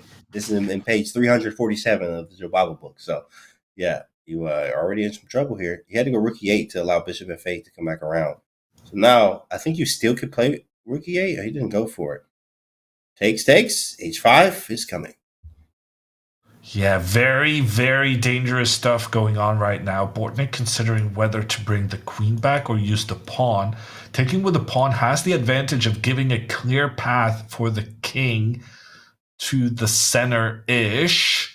And now the black queen will have to try and trade itself off with its white counterpart. Yeah, we usually go H5 and allow, the queen to get to G7. We take on G6 and then take on F7 if queen H6. But, black has a way to defend here. So he is able to defend. It's not over, but it is tricky. And, of course, he built a nice time edge here, 30 seconds. Not a huge, but enough. Wow. Simeon doesn't go for the queen trade. Instead, he's getting ready to use his knight to kick the queen away. I'm not sure I'm a fan of that strategy. Pawn to f3 seems very sensible, controlling the square the knight wants to go to. Exactly. F3 is really strong. Not care anything about the B2 pawn at all. H5 to follow. I don't know how he's surviving this at all. I don't know how black is going to survive here. Knight H5, I guess G4, and then, yeah, I don't know how he's surviving. Well, I was thinking king back, and then the knight can once again attack the queen, but instead, Simeon here, he's just going to go for the counterattack, right? Surely now he should take the pawn on the left side, because he's got his queen ready to help defend along the 7th. Yeah, this is vicious. G4, G5, take on G6, sack twice, queen G6. There's no queen G7 because the rook's hanging, so you may have to try to develop, bishop D7. He went queen F8, okay. Now do we sack? Takes. Sacking's not ready yet. He's still hanging on by a thread. Maybe castle queen side, ideal, rook H6. King D2, I love it. I forgot this is king of the hill. I actually forgot. And then rook H6 and double the rooks. Rook H7 is almost a move here. Maybe now bishop takes. Oh, what a move. What a move. Vicious stuff. Bishop G6 is disgusting. Yeah, that's GG. Bishop G6 is awesome. The idea is that you can take another pawn afterwards in case of the queen trade. but still not over. There are some. Oh, look at that! Look at him targeting the central pawns so that he can try and create a path for his king. This is King of the Hill. Got to remember that, as I totally forgot. But I was like, oh, yeah, wait, King of the Hill. Ooh, this is still quite tense. We did see Bortnik make a tremendous comeback not too long ago. Just, after the queens got traded, there's always some chance of getting the king into the middle with tricks. Oh, no, but Simeon just resigns. That felt premature to me. It definitely Pawn to did. e4. Like, you were still trying to create something here with the king getting in towards this d5 square. He was way down on time, in addition to being 2 pawns down, which explains the resignation. But maybe there's a sign of too much respect for the opponent as Bortnik takes the lead. Bortnik takes the lead there, and of course, that next game will be starting soon here. 2.5 takes it, and then whoever wins is going on to face the Tish there in the losers final, and then we have grand final at the end as well. Wow, here we go. Bortnik is now on a tear. I think he's finding his groove. At first, it wasn't working. Just being down 0-2 to start every game, every match, in fact, and he bounced back. Or, based on your previous explanation, maybe now he's going to lose this match because for once he's not down 2-0. He's like, wait, this doesn't feel right. I need to lose 2 in a row. And then, now let me finish out. Make it interesting for everyone here is what he's liking to do. We're starting to understand him now. Okay, pawn of Caruana kind of opening here. Feels like the white king has some potential here of getting involved early on. Definitely do not like this move from Bortnik. Pawn takes pawn in the center now. Feels like white has eliminated the only black pawn with central control. There's definitely potential for an early run-up for the king. You can take on b7 here, believe it or not, and then play bishop. ABC does, and bishop b5 check. Very strong. Unbelievable move, sacrificing his queen, but he sees that if the queen is captured, there's a checkmate with the pawn promoting on the other side of the board. You get mated. Very nice. Very nice idea. This bishop to b5 move is just devastating. Wait, is he just cooked? Is he just... you can't even... Rook b8, there's bishop b5. I think he's just cooked. Literally just done. He can go pawn to e5 and clear up the path for the king. He went bishop c6, d5, bishop b5 anyway. And of course, these moves are flying out. And of course, the queen... Now, he has some pieces for the queen. He does have pieces. Oh, but look at the center. Oh, my goodness. Oh, my goodness. It's completely open. Just take. Rook d1 to follow. No, you do have the bishop coming out. No, now the knight moved away. Yeah, no, very, very good. What a demolition job from this very young Russian. Oh, wait. Oh, no. King e5. You got to go f4, I think. You got to go f4, bro. Yeah, but that's fine, maybe right? Rook d5, okay. Yeah, okay, rook up. Well, actually, now there's some potential for check here. Yeah, no. The king is coming in. Dang. Sacrificing the queen to get the king up. Very nicely done. That was a miniature under 20 moves to equalize the match. And Bortnik not being down 2-0 is it's looking problematic for him, James. Yeah, he doesn't know what to do. It's like it's different for him. He's like, I haven't been here before. I'm not down 2-0. I don't know how to react. I need that pressure. And he did, because now that pressure is a little different. Now he has a white again. We got to jump out and see what he does. He goes with the e4 line here. These are spicy. Take on c5 is the general. Ooh, going for the early queen trade. Always an interesting moment in these King of the Hill format. I think the early queen trade would be very favorable for white here, who has a clear method of trying to get into the middle.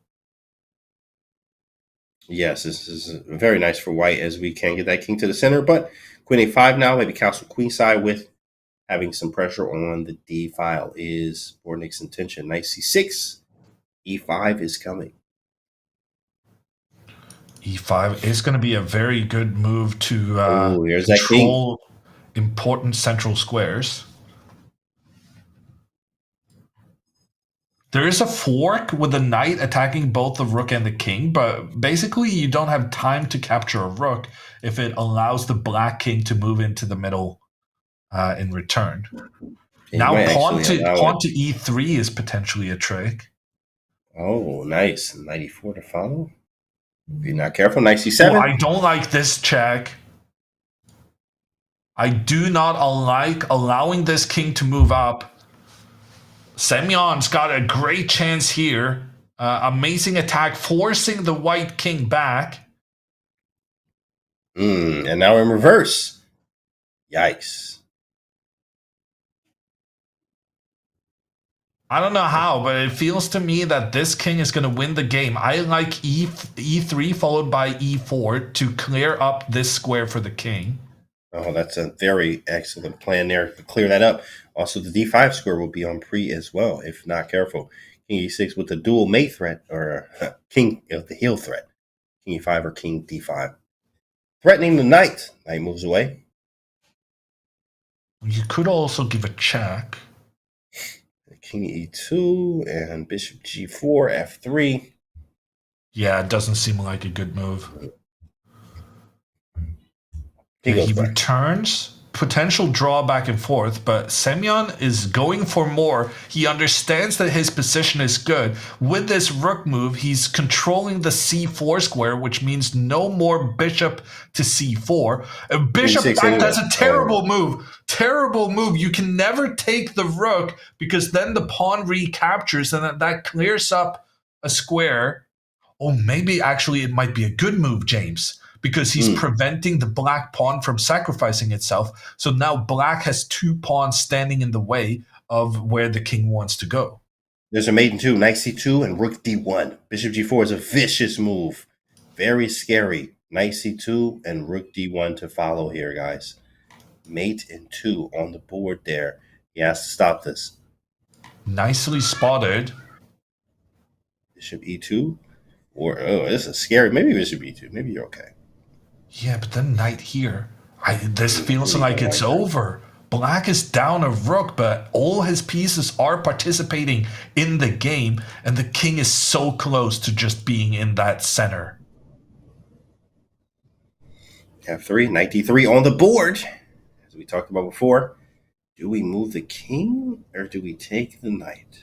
Well, if you take the knight, then rook takes, and that clears up the path for the king to the d4 square. Right. We got to move the king, and he does. Yeah, and you cannot take the rook because you got to make sure that... Oh, but now pawn takes, and then pawn forward, maybe. Greg Shahadi in chat. What's up, Greg? It says bishop e2, take e2, c4, and knight, king d5, in fact. Sorry. Right, maybe rook takes... What'd you say? Rook takes c4? Yeah, getting this dark squared bishop would be a major get for us. Yeah. What the? Suddenly everyone's focused on this pawn. Yeah, everyone wants to c4 pawn, everyone. But yeah, he's just trying to clear up the path for his king to move forward. With taking everything on c4, how do you even stop this? Knight e2 maybe, and then the idea is give it up. Knight c3. I don't see how that's gonna work. Yeah. What happened here? Takes.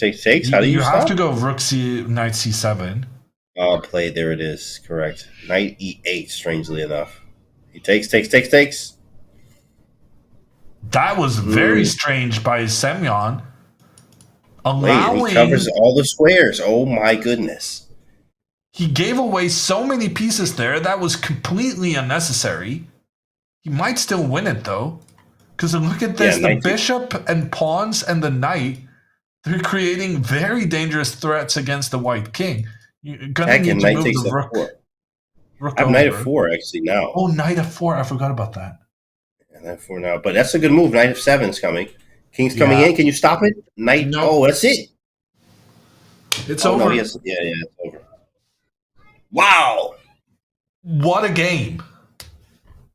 And Yeah. Bortnik has got to stop sacrificing his central pawns. He keeps on getting these kind of knight moves 3 times to capture a rook in the corner. And it's like, Yeah. no, you got to keep your pawns in the center of the board. And spending 4 moves with your knight to give checks is just allowing your opponent to get that king into the dangerous area. Yeah, and it's just he didn't start down 2-0, so it's not working the way that he needs. He needs to start down 2-0. I mean, we've seen it time and time again, and now we're in this situation where he needs to win. Like, this is very, very strong stuff from Simeon there. I mean, incredible. The down material to now winning the game. Tough game. Insane stuff. And we are waiting for the next. I think how many games is left for them? Is that 1-1 or 2-1? It's 2-1 for Simeon now. We're waiting for the 4th and potentially final game.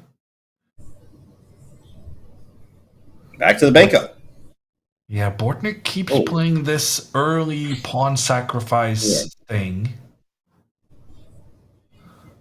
I'm not a fan. Yeah, never Why seen are you this. doing this? Bishop D2, 94. Bortnik just starting the game with down material and a terrible pawn structure. And, this pawn is standing in the way of this bishop. His opponent is pointing down here. And your own pawns, so look at how Bortnik's own pawns are actually blocking his king from having any access into the middle. Oh, yeah. I didn't even think about that till now. This is king of the hill, so you have no access for the king. Yeah, that's actually a good move, though. Bishop B4. Do I go king D2? Wait a second. King D2. There it is. He did. There it is, big dog. I see what he's doing. Because after bishop takes, you take with the king, and you stare into the camera very awkwardly. Yep, incredible correct. Play. Correct. Now you just stare into these camera very awkwardly here. Queen rook B1, queen takes F6, and take on D6. So we're looking to take F6, take D6, and take everything, and king over to D4.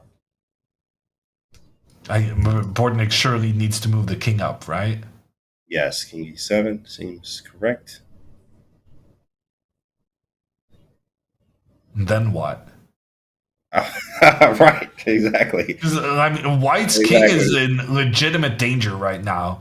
It is one of their most aggressive pieces, which sometimes is good in King of the Hill, but unless you get that king into the center, that's going to be problematic for you. Maybe knight D2. Wait, does he have like a rook B3 or something? Yeah, knight D2 might be okay. Must be what he's Wait, playing. rook B3. Yeah, the king can just go back. Why did... I'm amazed Simeon did not spend any time thinking there. He could have just gone back, and instead it's going to be a draw. Oh, he wins again. He wins a draw. Yeah. Oh, my goodness. Genius. He's genius. He's a genius. Forgot about that. He is a genius. Well, let's take a look at the stream. Look in. We got Bortnik stream up. He needs to castle and then get his rook over. Actually, it might not be over. That's true. Castling is nice. Because I was thinking White had a perpetual check in case of castles, but I'm now realizing that you can block with your knight. Wait, he snatched the pawn. Hold on. But is snatching the pawn a good thing? Because that opens up more squares for the White king. That is true. Where does the king go? How much time is left? 30 seconds for Bortnik.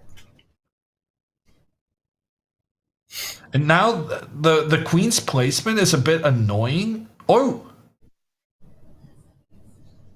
Oh, it's mate. Queen B3. Wait, was that mate? Queen B3. Nice C4? So. Oh, it was close. I don't think so. It's so close. Oh, and now he messed it up. Because now he can no longer castle. Because now there's always going to be the perpetual checks. King A6.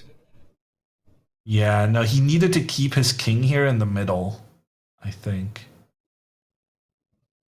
He's looking for the mate. Why can we not just take the rook? Oh my god, Queen rook A7, takes, then King king moves in, then you cannot stop the mate.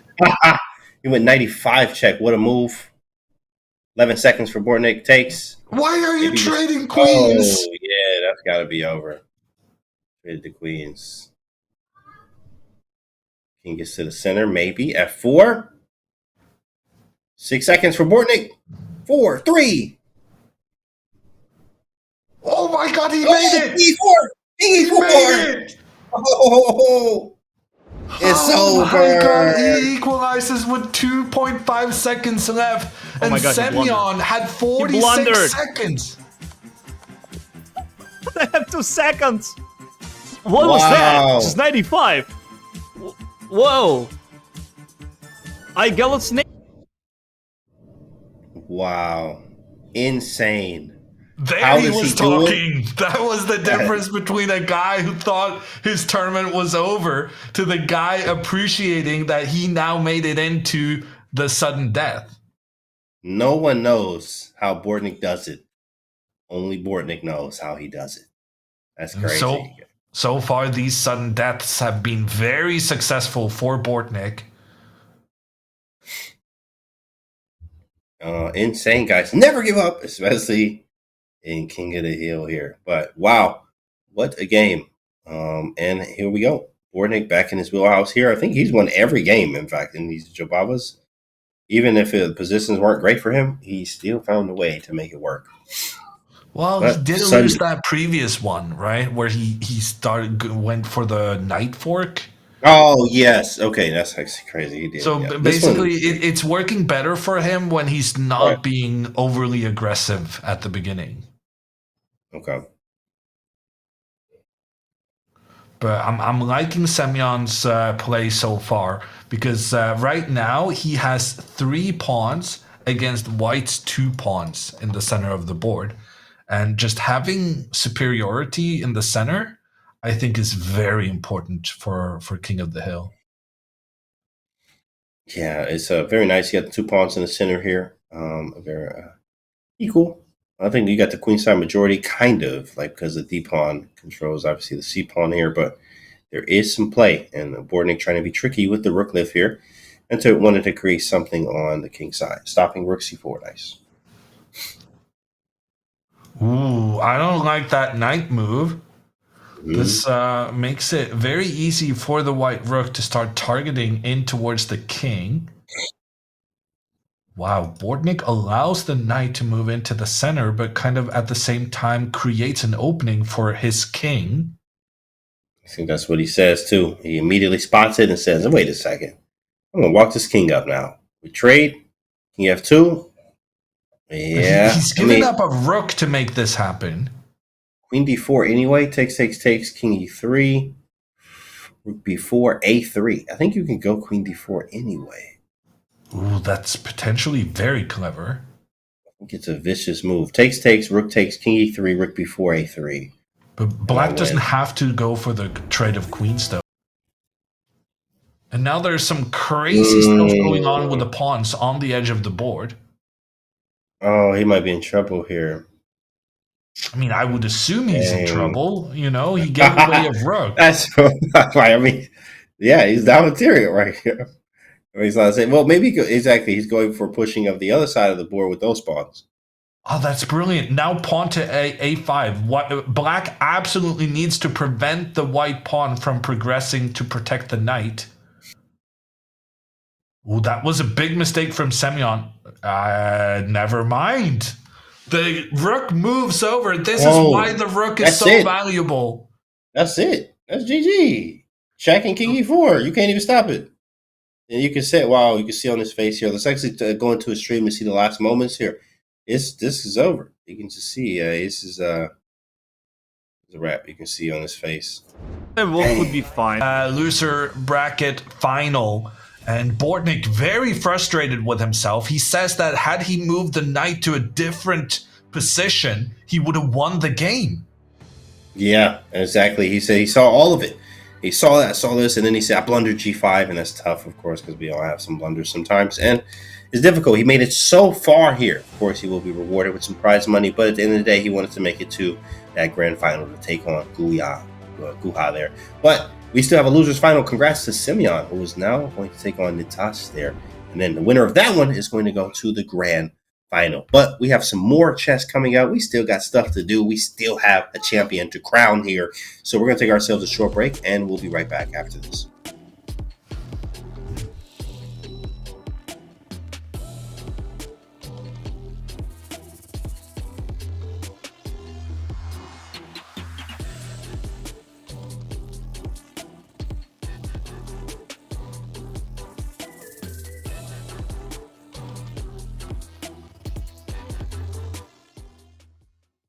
We have some ChatGPT questions, Okay. which you can read and then, just show to the camera. All right, thank you. You have been at the top of the chess world for many years. What has kept you motivated to continue pushing for excellence, even achieving so much? I am a very curious person, and I just want to know and want to see what happens. I am enjoying the game of chess a lot, especially the freestyle chess. And I am a person who accepts my drawbacks as a chess player, and I want to learn and improve. And that's what actually keeps me going. You have faced against some of the strongest players of your generation. Who has been the most difficult opponent for you, and why?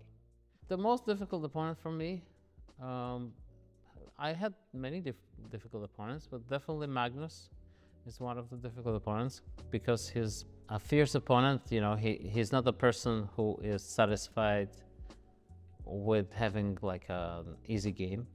He wants to fight in every single game, and that has been educational and also very interesting. Another tough opponent for me has been traditionally Vladimir Kramnik because, well, it's just in the openings, he was giving me nightmares. Yeah. It was always difficult to play against him. Yeah. Your matchups with Magnus Carlsen have been intense. What do you consider the biggest challenge when facing him? And how do you mentally prepare for such high-level encounters? I'm always excited to play against him.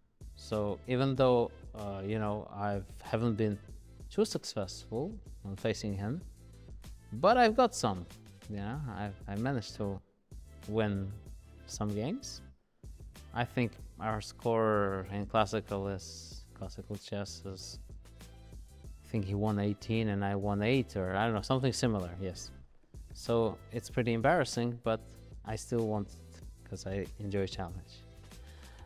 The way I was preparing, I think intense battles require, when you feel your opponent is here to play very intensely and challenge you, you just need to kind of be relaxed and just get away from the emotional point of it, because of course it's unpleasant. Throughout the years you're playing, everybody gives you respect, and here's a guy who wants to beat you, and if you let it go into your mind, it's going to be tough, to challenge it. So yeah, whenever I relaxed against Magnus, I think I played well.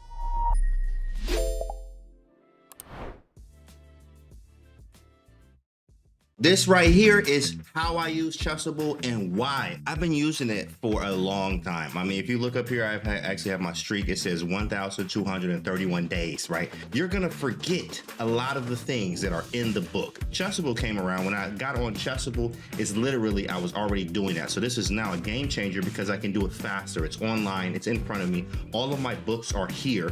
There's gonna be folders now, so I can categorize by white, black, and tactics in game. But I literally have everything in one area. As you see, I'm scrolling here. This is why I like this. So they're like, how many Chessable books you got? I'm like, all of them. How I use Chessable is actually, I do a lot for the opening training. I do tactics on here. I do calculation. I do in-game. I do everything but the database. All my training on here all the time. Chessable is the wave. This is why I like to use Chessable. It's actually helped me. I remember even online, I was only like capping out at 2350, almost 2400 in Blitz and Bullet. My chess com is 26 with a high of 2774 in Bullet. And I blame all of this, like success really is just working on Chessable. Just being honest with you.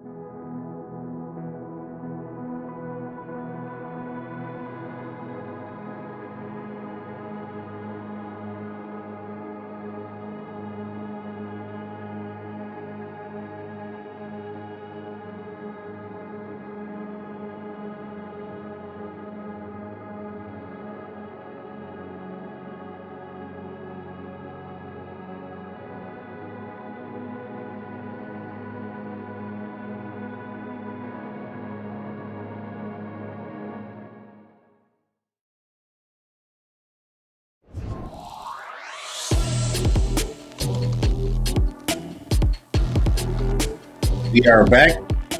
King of the Hill Chess Championships, guys. Of course, we still have a losers final to go through and a grand final.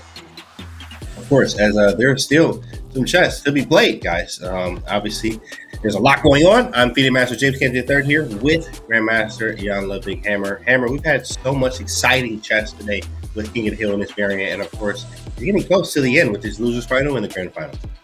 Yeah, 3 more players remaining in the bracket. It's either going to be the young Russian Simeon or it's going to be one of the Indian guys winning it. 2 more matches remaining. First off, we're going to find out who gets to challenge the best players so far from what we've seen, Mitrabha, in the grand final. Yeah, Guha has been going off, of course, this entire time here. It was as we saw Bortnik doing the same in a way, just winning final match after match, but then going down to Simeon, who was actually making it through in the losers final here, who is going against Natash. So here we go. Whoa, maybe this first time we've seen this one today. How do you think the Nitish has spent his time now since he got a bit of a break? Do you think he's studying the latest trends in the King of the Hill theory? I think he did, and also he got he got some lunch, which is important to stay nourished, and got some food and some water and watch the format. Very good. It's almost midnight in India. No, it's beyond midnight. Wow. Yeah, you know what? Lunch is optimistic. Yeah, I'm having lunch. It's like midnight. That's what we do over here, right? That's wow. In fact, what time is it? It's actually 9 p.m. where you guys are, huh? In Norway? Yeah, 9:30 in Norway, and I think India is another 4.5 or 3.5 hours. Look at the king getting involved early. My theory is that this is generally a bad strategy, but it creates for very exciting games. Definitely, with the format being king of the hill, getting that king to the center of the board as quickly as possible here. I mean, king d6 is a logical move, but runs right into knight b5 check. So he's trying to provoke that into happening. So queen d6 play anyway, but knight b5 still is a move. There is a knight takes d3 there, followed by queen takes, and the king can run up to e6, maybe a queen sacrifice. Yeah, I'm not sure I like this queen move because it's so easy for black to just kick it back afterwards. Now the queen is getting chased repeatedly. Queen h4, g5. This early king in the center strat, I think it's going to work out for him. Okay, it is king e6, and now he has a knight f3 as a move. Knight f3 is a nasty move. Not now, though. That was a very, very good trick. So if the knight had moved to try and check the king back, the knight would sacrifice itself to allow the king to move up to win. Which is why pawn forward was a necessity there from G5. white. Really strong move in g5 there. Maybe queen f2. I'm not sure. Maybe pawn to f5 just to kick the king back. I love it. I love it. f5, then queen f2. Or maybe just keep the tension, because frankly, you might be able to capture something. Queen a4 What instead. about knight here now? You mentioned it earlier, but it might still work. He went for knight c4 instead. Queen g3 check. Maybe castles. That king out of the Might center. have to castle, but then pawn to g4 or something. You're right. Maybe king f2.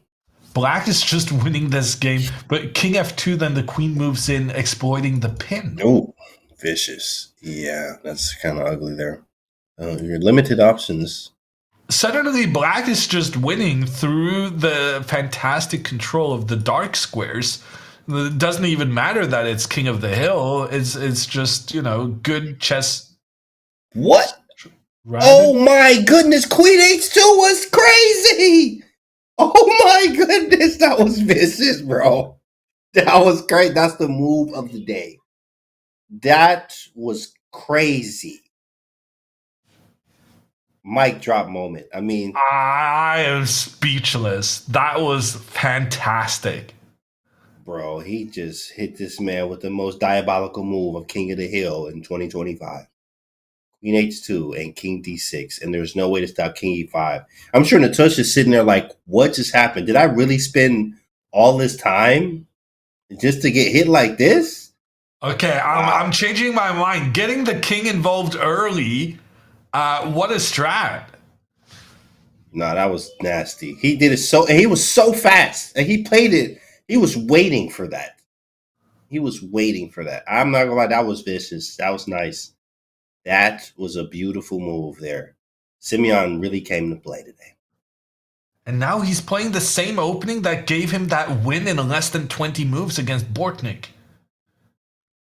Yeah, King of the Hill. This man is vicious at King of the Hill. You don't want any of that action. Wow. That was very nice. Okay, both players are playing identically with the knights into the middle of the board and also the bishops up aggressive. Same strat from both sides here.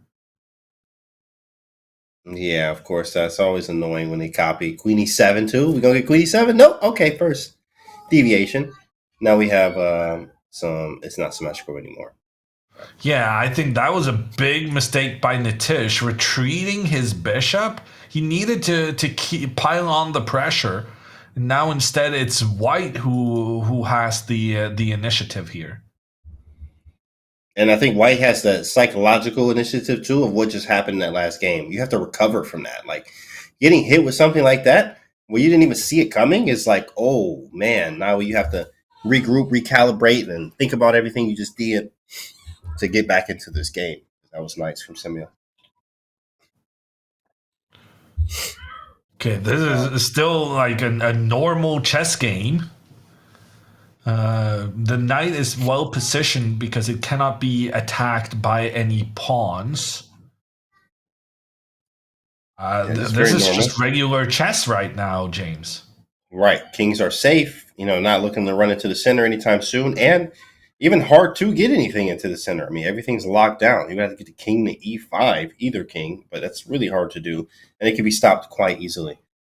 So, yeah, regular chess game. Just going to play some regular chess, get some moves off, play principally.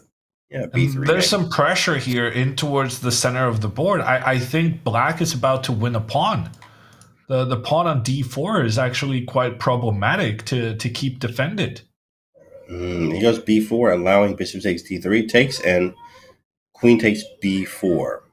Well, that pawn will be hanging. a4 now, maybe. The queen is kind of zigzagging its way towards that central pawn. Good strats here from Nitish, and he's got a big time advantage. 50 seconds here. That's nice because there is no increment. You have to remember that. Generally, you'll play with some type of increment in 1 or 2 seconds, but there's none here. Makes it even more exciting. No increment. Kings to the center of the board. All the rules are the same. Lots of fun chess. We've seen some crazy time scrambles today, and on 2 occasions, a player with 2 seconds remaining has won the game. And there also was that amazing finish with Andrew Tang, winning with 0.2 seconds left. Yeah, that was insane. I mean, he was, 97. Hold on. Oh, okay. Yeah, he can get around. And then there's nothing. Knight goes back to E5. Okay. Yeah, we got nothing out of this. Equal. So trades. I don't know about equal. I think the white knight is much stronger than its black counterpart. The bishop is well positioned in the center, but it's also easy to kick back. F3, rook C5. Okay, you can double the rooks on the file. Maybe and get the try to queen kick this over. knight. Yeah, I like queen C3. Try to kick this knight away with F6. Oh, he said sacrifice. Born out of desperation, giving up a rook for the knight, but also has given black don't go for the queen trade when you've just given up your central control. Pawn to D4 now. Yep. Pawn D4 looks brilliant. He can walk the king up now, and maybe not now, but anyway. Oh, I guess he said you can't stop it. Is it really like that? Maybe rook takes C6 rook takes now. Here? Yeah, rook takes was nice. He said, I'm going to do it first, though. If king E6, F4. Yeah, but then D4. Played. D4, all happening. It seems to me it was a terrible mistake by Simeon to go for the queen trade right after he had lost central control. G4 doesn't work. Wait, does G4 work? Pawn You can always G4, just go pawn G6. to G6, right? Take and do it again, though. Ah, clever. Very nice. Take and do it again. G5. Whoa, this is crazy. King G3, What's going on? H5. Now you This can reminds me take of and the go Bortnyk rook game. G8. That might win the game. Oh, you have rook E4. Oh, you're right. No, he has rook G4. Wow. What is that? Takes rook G8. Oh my goodness, he missed it. I think that was potentially winning. Yeah, I believe so. That was nice. That was a very nice idea. Yeah, I was nothing other than that. He couldn't get anything. Rook H1, nice move. Yeah, very good move.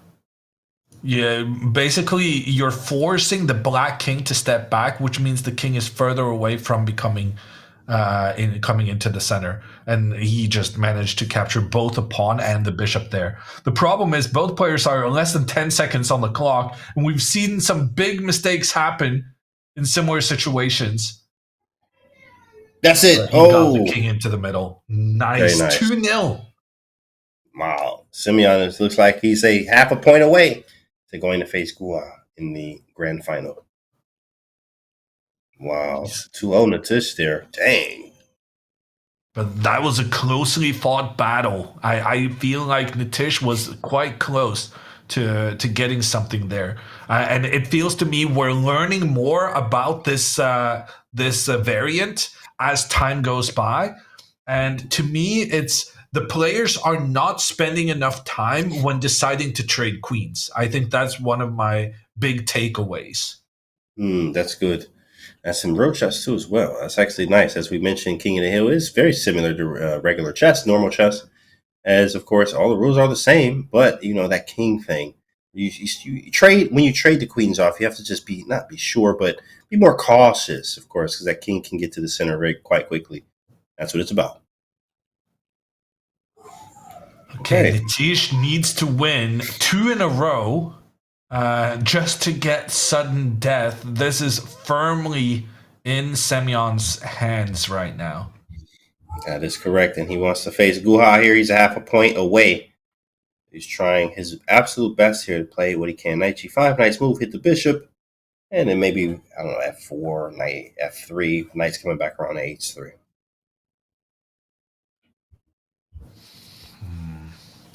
Black has better central control here.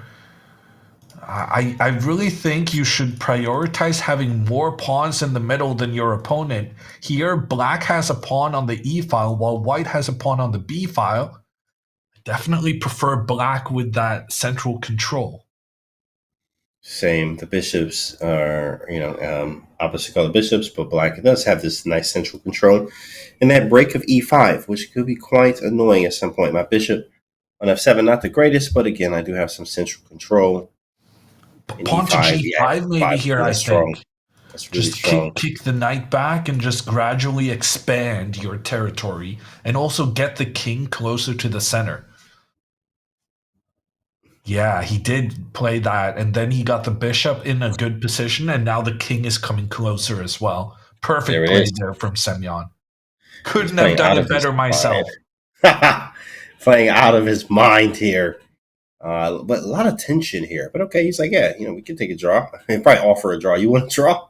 A draw offer. That's funny. But at the same time here, a draw wins it for Simeon here as he needs 2.5 to clinch the match. F4, nice break, looking to do Yeah, something. no, he got too ambitious here with that pawn push on the side. I didn't quite like that. Now this is weird.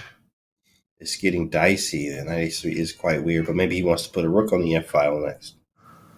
Okay, rook takes. Takes on Yeah, h4 but too. at the end of all of this, Semyon is down a pawn now.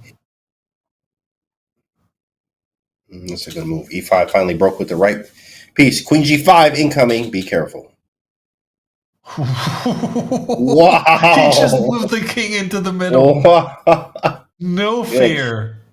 King of the Hill is such a fascinating format. Wow. Yeah, he just brought the king to the center. Sure, there's no way through though, right? Yeah, no tactics, nothing. I can't sack. I don't have queen h3 check. Yeah, but you're close Nice. to having this check, right? He takes first, and is there like a rook something? There's like nothing. Rook f2, okay, all right, But even then, queen h3, rook g4.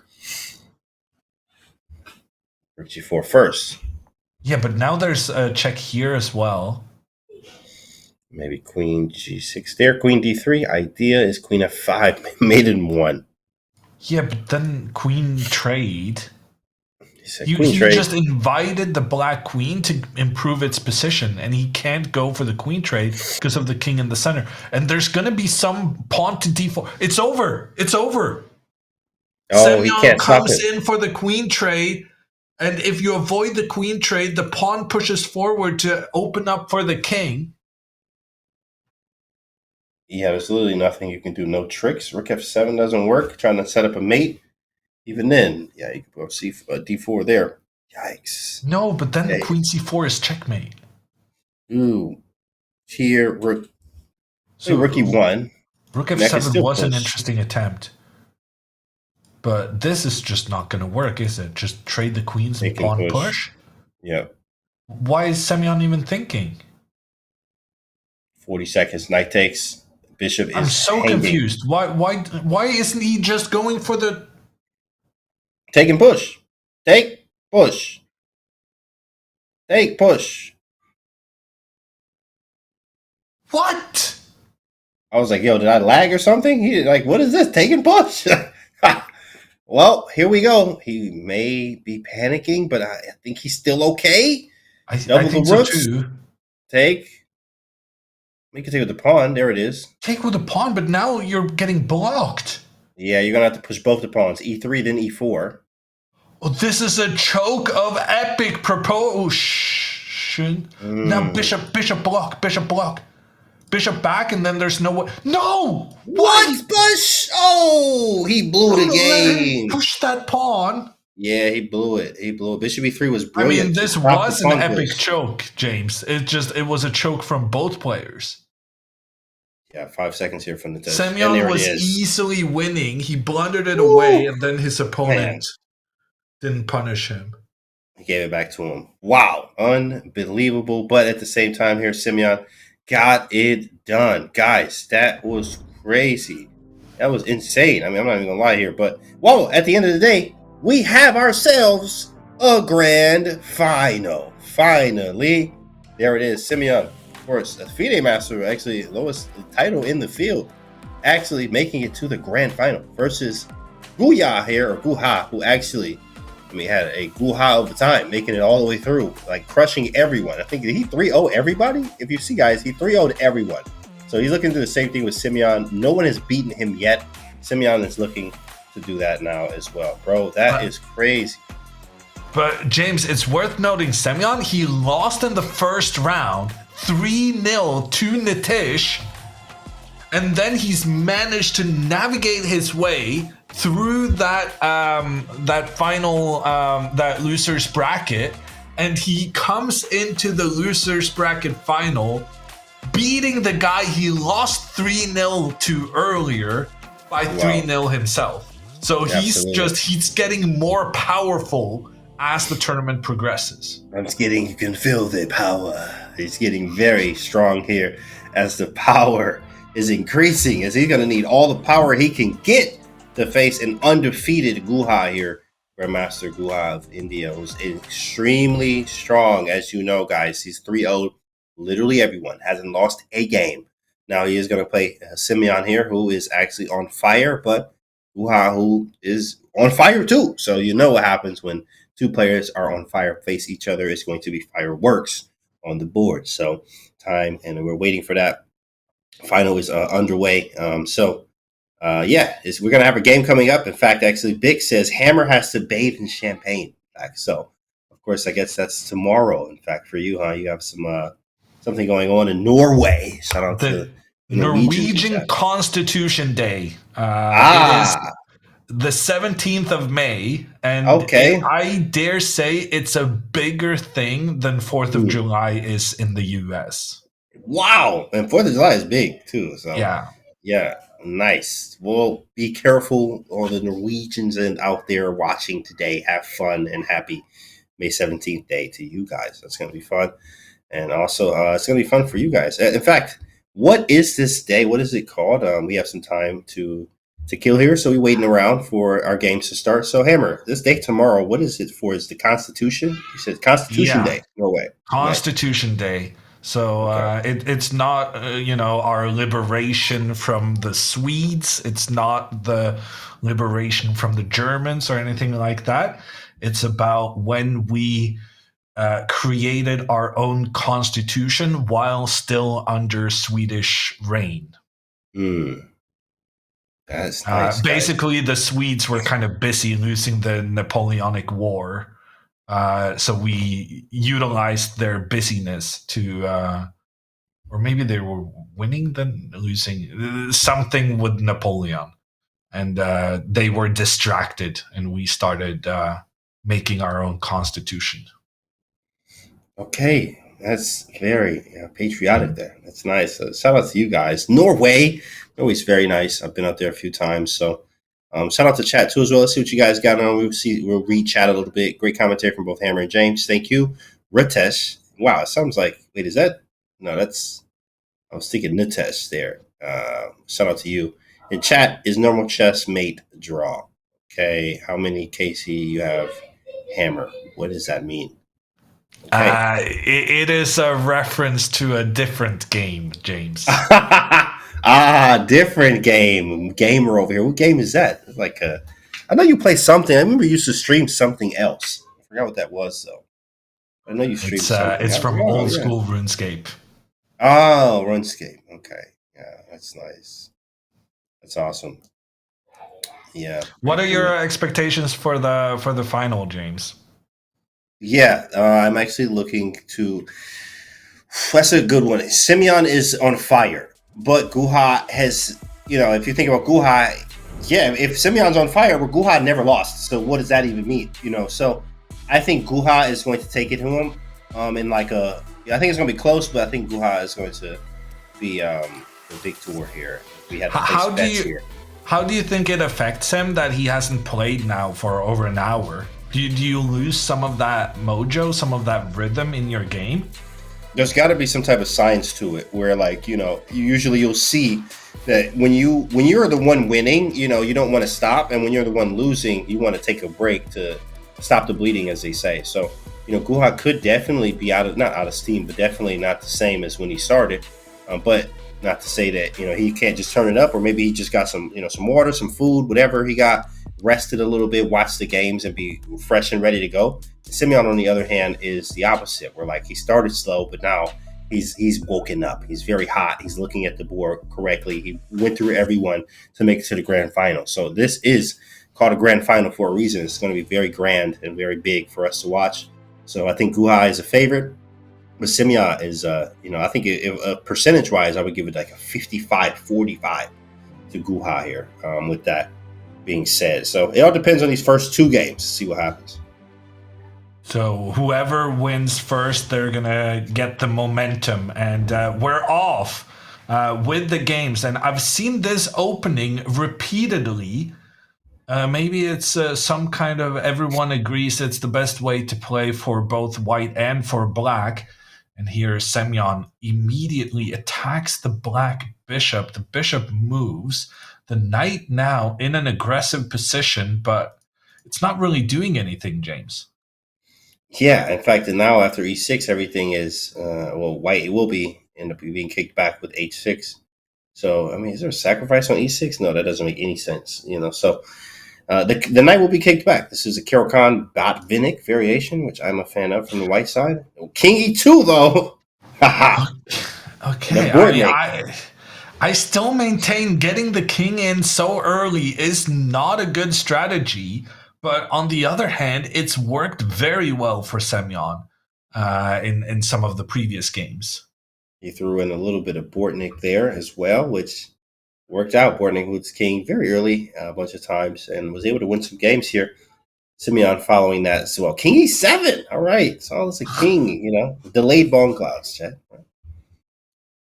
Okay. F4. Solidified at knight on E5. I'm trying to wrap my head around what's going on. Struggling a little bit with it. You have to take back with the knight. Correct. No, actually, you Yeah, can take actually. Yeah. with the queen because then it would be check against the king after. It's crazy. You can take that. It was like takes bishop C3, queen C3, 95, queen A3. Like crazy Now stuff. bishop takes and queen up in the middle. This looks very nice for black. Really strong. Maybe rook G1. You might have to. The queen is attacking the pawn. The rook defends, but now there's tricks on the other side of the board. Knight to B4 man. hits the queen. Also opens up for the rook. The black just has tremendous control of the light squares on this board. And look at how the white pawns have been placed on dark squares. So they're standing in the way of the... What? I love it. Oh, Guha. God, resignation. If rook takes, I was thinking, well, takes, and the queen covers. But the fact of the matter is, if takes, then the queen moves to the other side. Yep. I mean, Guha is playing out of his mind. That was vicious. I was like, oh my goodness. Like, he resigned because he's going to sack the queen. Guha is playing on a different level right now, guys. Wow.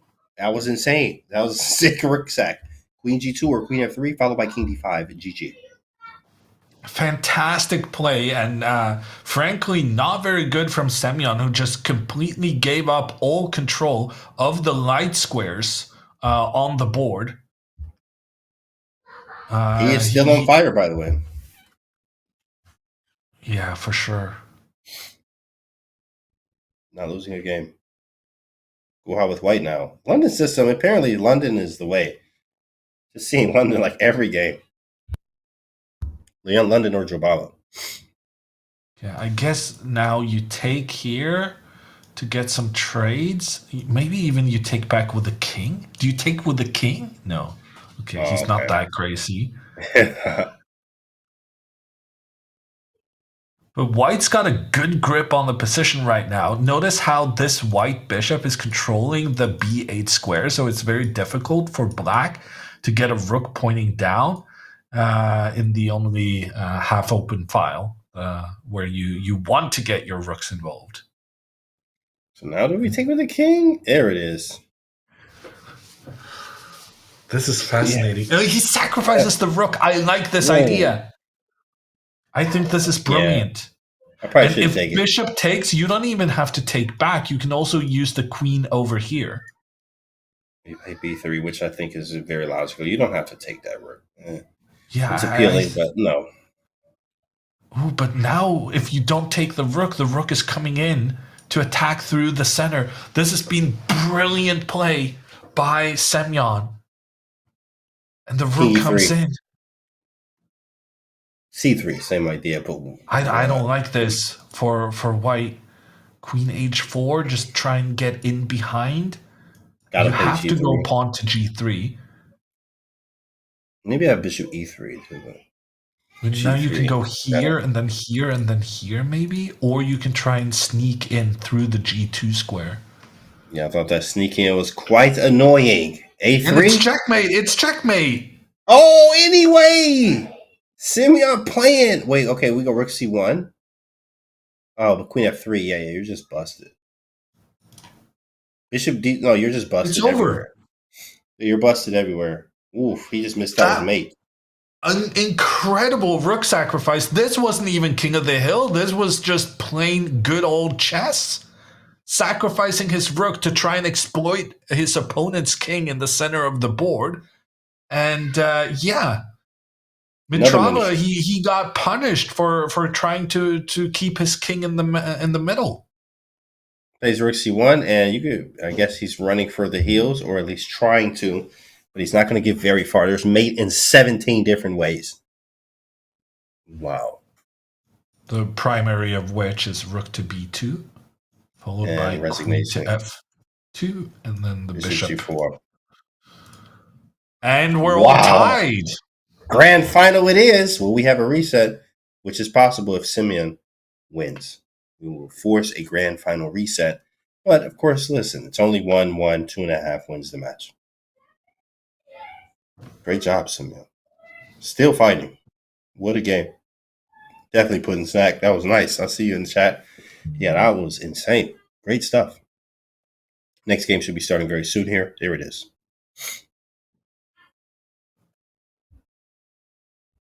I'm surprised by why everyone's playing like this Benoni and the Benka and whatnot. To me, it just seems like in King of the Hill, you should just put your pawns in the center of the board. But Yeah, it seems they're like going for That's they're funny. going for very diverse strategies. King, nice. King D2. Man, it's gonna be a lot of king moves today in everyone else's games. He just blundered There it his dark squared bishop.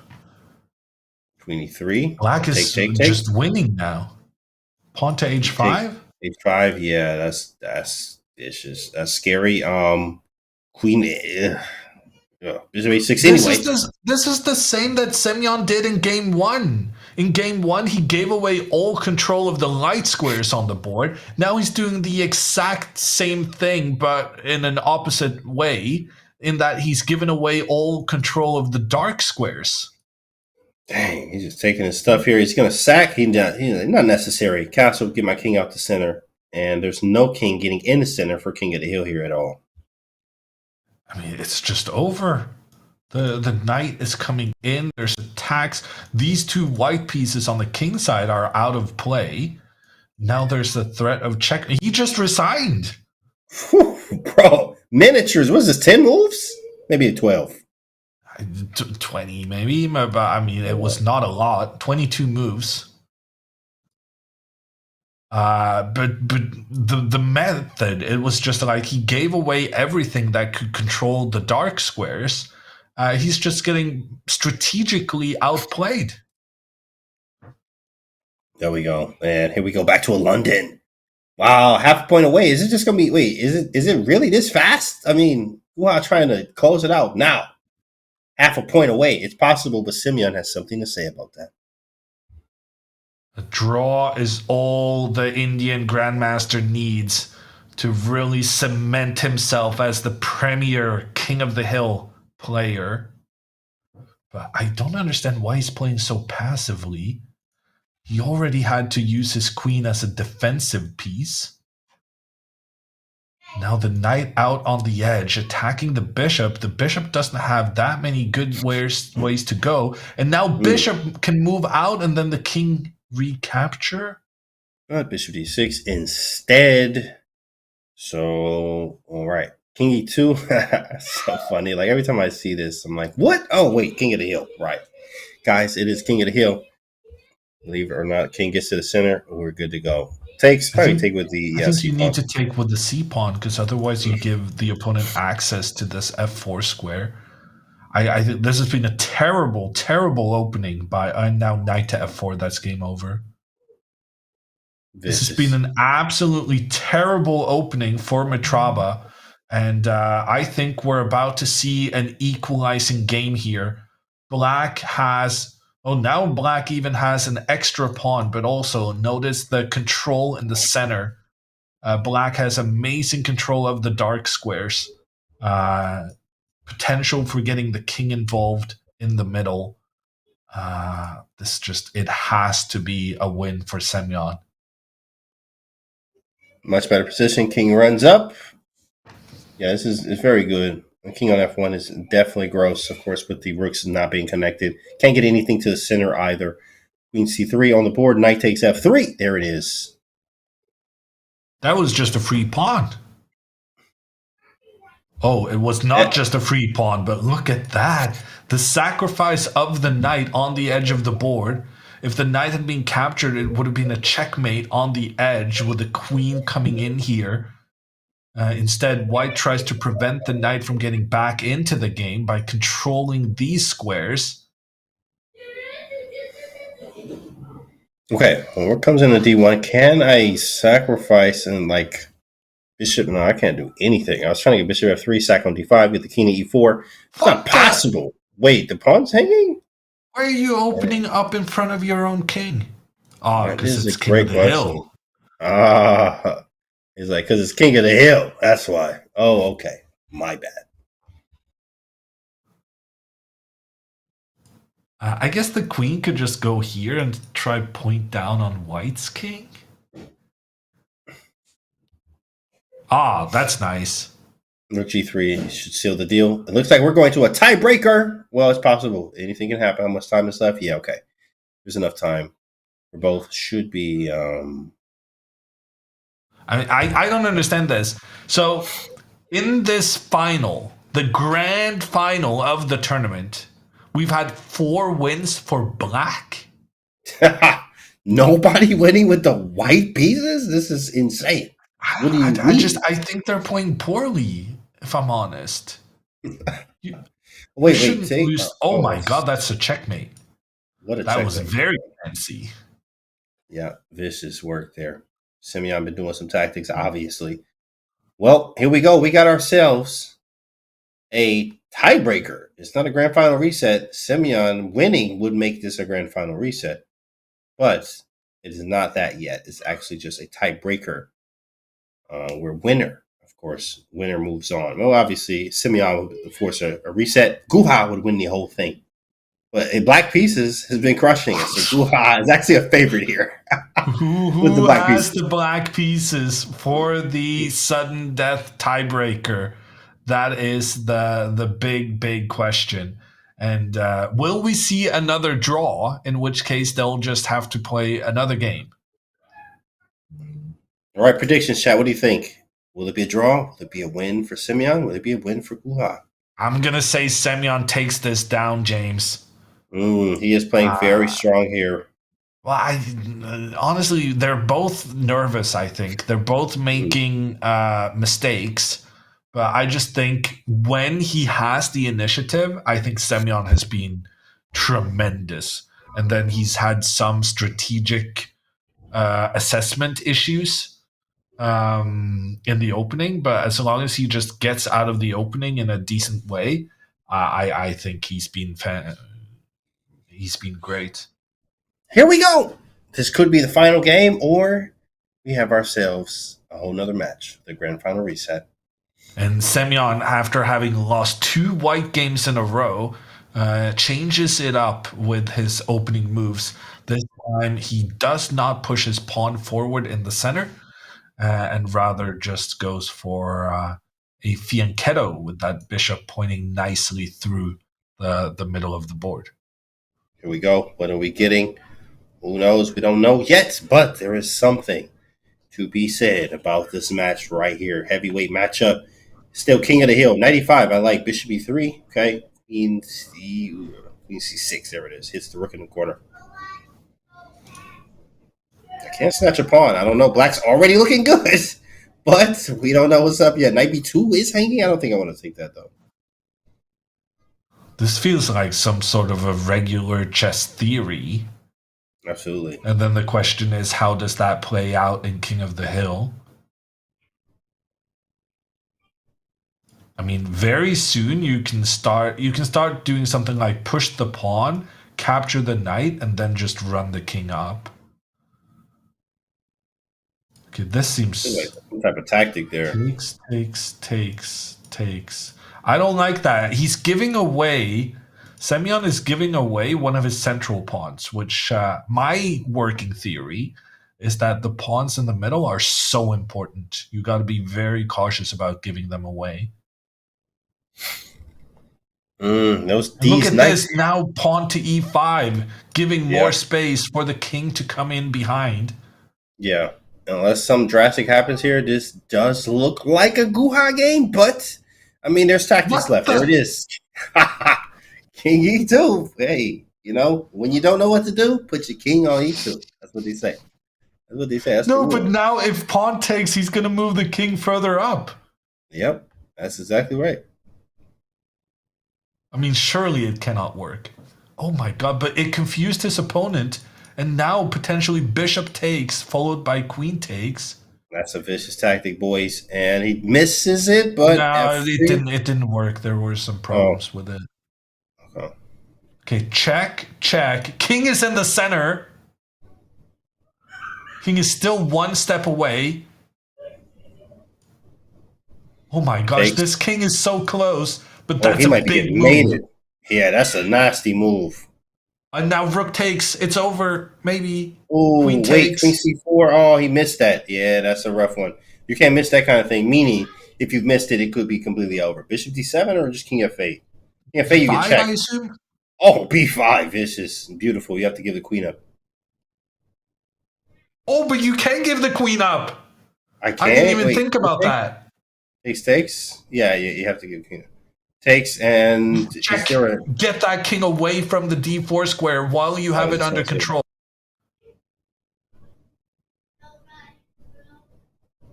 What a thrilling, potentially final Wow. game. Wow. He's sacrificing his bishop. Yeah. Pawn to Oh, I mean, d4 this maybe? is. That's what you say. What is the position? Yeah. Maybe just knight back in the center and then queen in. I don't like this move. Now the king can move towards the d4 square. I'm pushing with law bishop c4. It's not over. Oh no, this was a terrible mistake, I think. I can go knight e4 if bishop moves. The idea.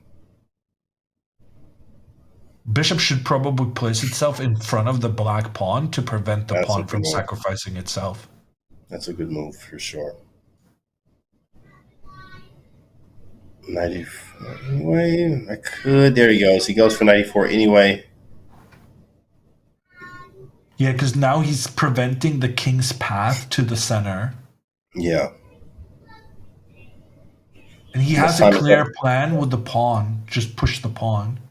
F6. Hit the bishop. I Bishop don't know moves why he away. needed to hit the bishop. And there's the f5 move. Yeah, it's a strong move. Anchor that knight down. H5, yeah, that's the one. And now you just push the pawn. This is the plan, I think. And now you push, because now if there's a potential for a double attack, if you capture the pawn. H3. Yeah, maybe a queen g2 as well.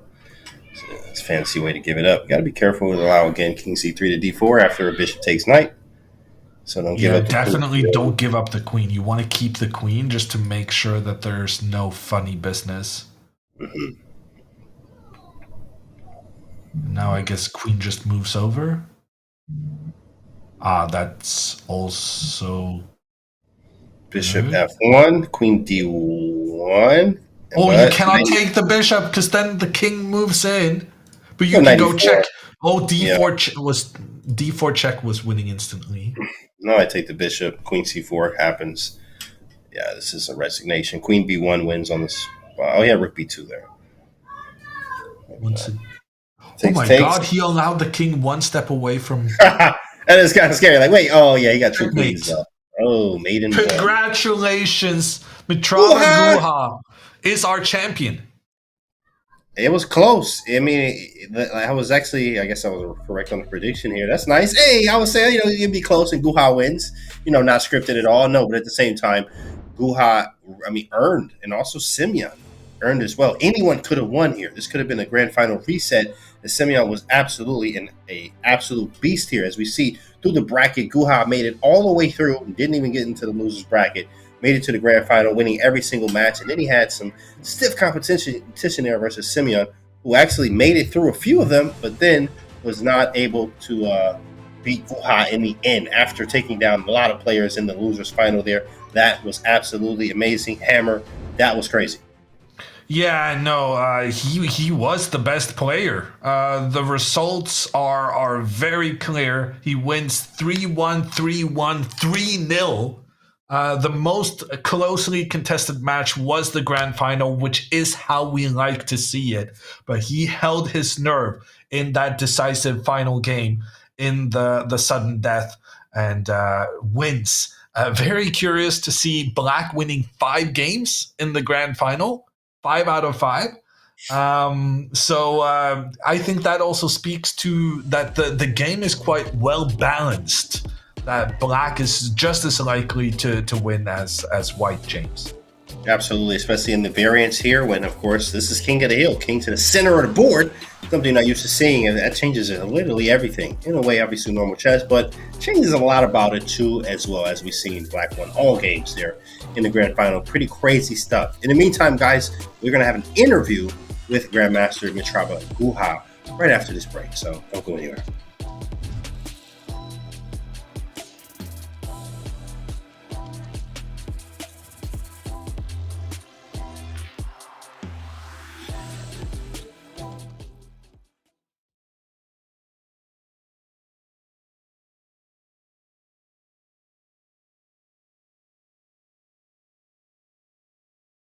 Join the community club on Chess.com and participate in amazing community events every week.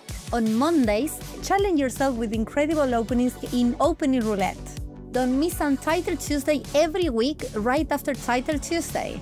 On Wednesday, join Arena Kings and compete against a lineup of legendary creators. On Fridays, try the all-new Community Freestyle Fridays and throw opening theory out the window. And finally, round out the week by showing off your speed in the Community Bullet Brawl. Win prizes, battle legends, and challenge yourself. Play in the community tournaments every week on Chess.com. My name is Fabiano Caruana, and this is Google Autocomplete. What is Fabiano Caruana's favorite chess opening? Oh, I'll have to say the Archangel variation of the Rio Lopez, which I made a video course on, and it's always been a favorite since I was a child. What does Fabiano Caruana do with C-squared? That's the podcast that I co-host along with Grandmaster Christian Kirilla. We've been doing it for about 2.5 years, and it's been fun. You know, it's the first time that I went into not just playing chess, but also talking about chess. So that was pretty cool. What is Fabiano Caruana's IQ? I have no idea what my IQ is. I don't know. I've never taken a test, as far as I know. I have no idea. What would be your guess? I don't even want to guess or know. Either whatever it is, I have no interest in knowing it. Has Fabiano Caruana ever won a world championship? I have not won a world championship. I've played a world championship, but I didn't win it against Magnus in 2018. That was the one time that I played the world championship. What was Fabiano Caruana's career highlight? I think this is similar to the last question. My career highlight was winning the candidates in 2018, and that qualified me for the world championship. So that was probably the most, the happiest I was after playing a tournament, and the most difficult tournament, and probably the proudest success that I have. How tall is Fabiano Caruana? I think 169 centimeters. I guess that's either 5'6" or 5'7". 169 centimeters. Did Fabiano Caruana go to college? I didn't go to college. I never went to college. I never went to high school. I went to school until I was 12, and then I stopped. I was done with it after that. Is Fabiano Caruana Italian? I have a lot of Italian heritage. I am an Italian citizen. My mother's Italian. I never grew up in Italy. I never lived in Italy, but I have a lot of family there. So I spent a lot of time as a kid visiting them, spending time with my family, and also from my father's side as well. He has a lot of Italian ancestry, and all my grandparents were born in Italy. So from a heritage point of view, I'm very Italian, and also I'm an Italian citizen, but I haven't ever lived there. And although I did represent Italy for many years now, I represent the United States playing chess.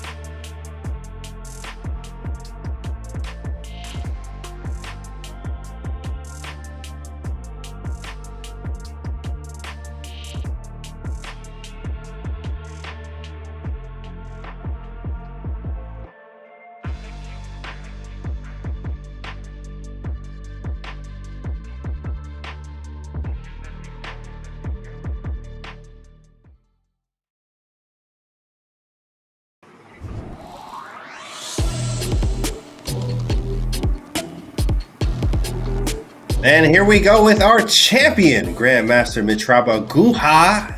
Welcome. Congratulations on your win, King of the Hill champion. Welcome. Thank you, James. You're very welcome. Now, what drawn you to this format? Of course, we don't see a lot of Grandmasters playing a lot of these formats or the variants in the community here. And you made it over here, and you made it all the way through, dominating performance all the way through up until the grand final. What attracted you to playing King of the Hill? Actually, I play all the variants that Chess.com holds.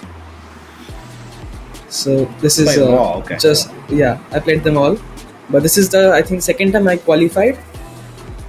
I also qualified in the blind chess, the cloud version. Would you say King of the Hill is your strongest, or did you realize that this was going to be a variant that you had good chances in? In comparison to the other ones like Atomic and all, I thought that this is a much better chance for me because this is almost like a normal game of chess with certain differences, but I think my chess strength would have helped here. Did you make any special preparations for the tournament? Actually, for yesterday I did not do anything. I played the qualifiers and I actually played till 6:30 in the morning for almost 12 hours continuously. So I had absolutely no rest, and I'm playing this on 4 hours of sleep today. And so I had absolutely, I think, like 30 minutes of prep before the qualifier started. The final started, and it was just some openings, if you can believe, in King of the Hill. Absolutely dedicated. That's awesome there. What do you think is the best openings? As we saw a lot of London systems and a lot of Banco Gambit type styles. What are the best openings for King of the Hill? I think for Black, Benoni or Banco is the best. And it also helped me because I play that in the normal games. And I saw like many people are trying to get the kings out too early. So that's not, I think, the right way to go. Like, you should play properly. If you get the king out too early, I think there's the possibilities of getting like losing too fast. Like that happened in the first game of the grand finals. So, and as white, I think my London system was not doing well, and I should have gone for the main lines. Queen's Gambit declined, and this is generally the center is very important in this format. That's why exactly the London system is not good. It's not good, he said. That's funny. Actually, did the headphone with RGB gaming setup help you with the win? No, I had to put the headphones out during the games. No headphones, guys. No headphones, chat.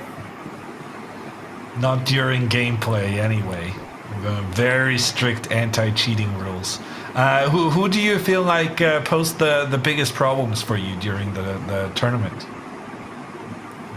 I think Rojas, he was playing really good, and also the last game. Last game, the grand final was very, very quick. Like, we were winning with Black like very fast, like one after another, and it just ended very soon actually. So the trophies behind you, we see a lot of trophies back there. Can you tell us what those are? In fact, as we see the trophies behind you, very nice. Where are those from? These are from tournaments in India. These are like, I think 5% of all my trophies. 5%. So, yeah.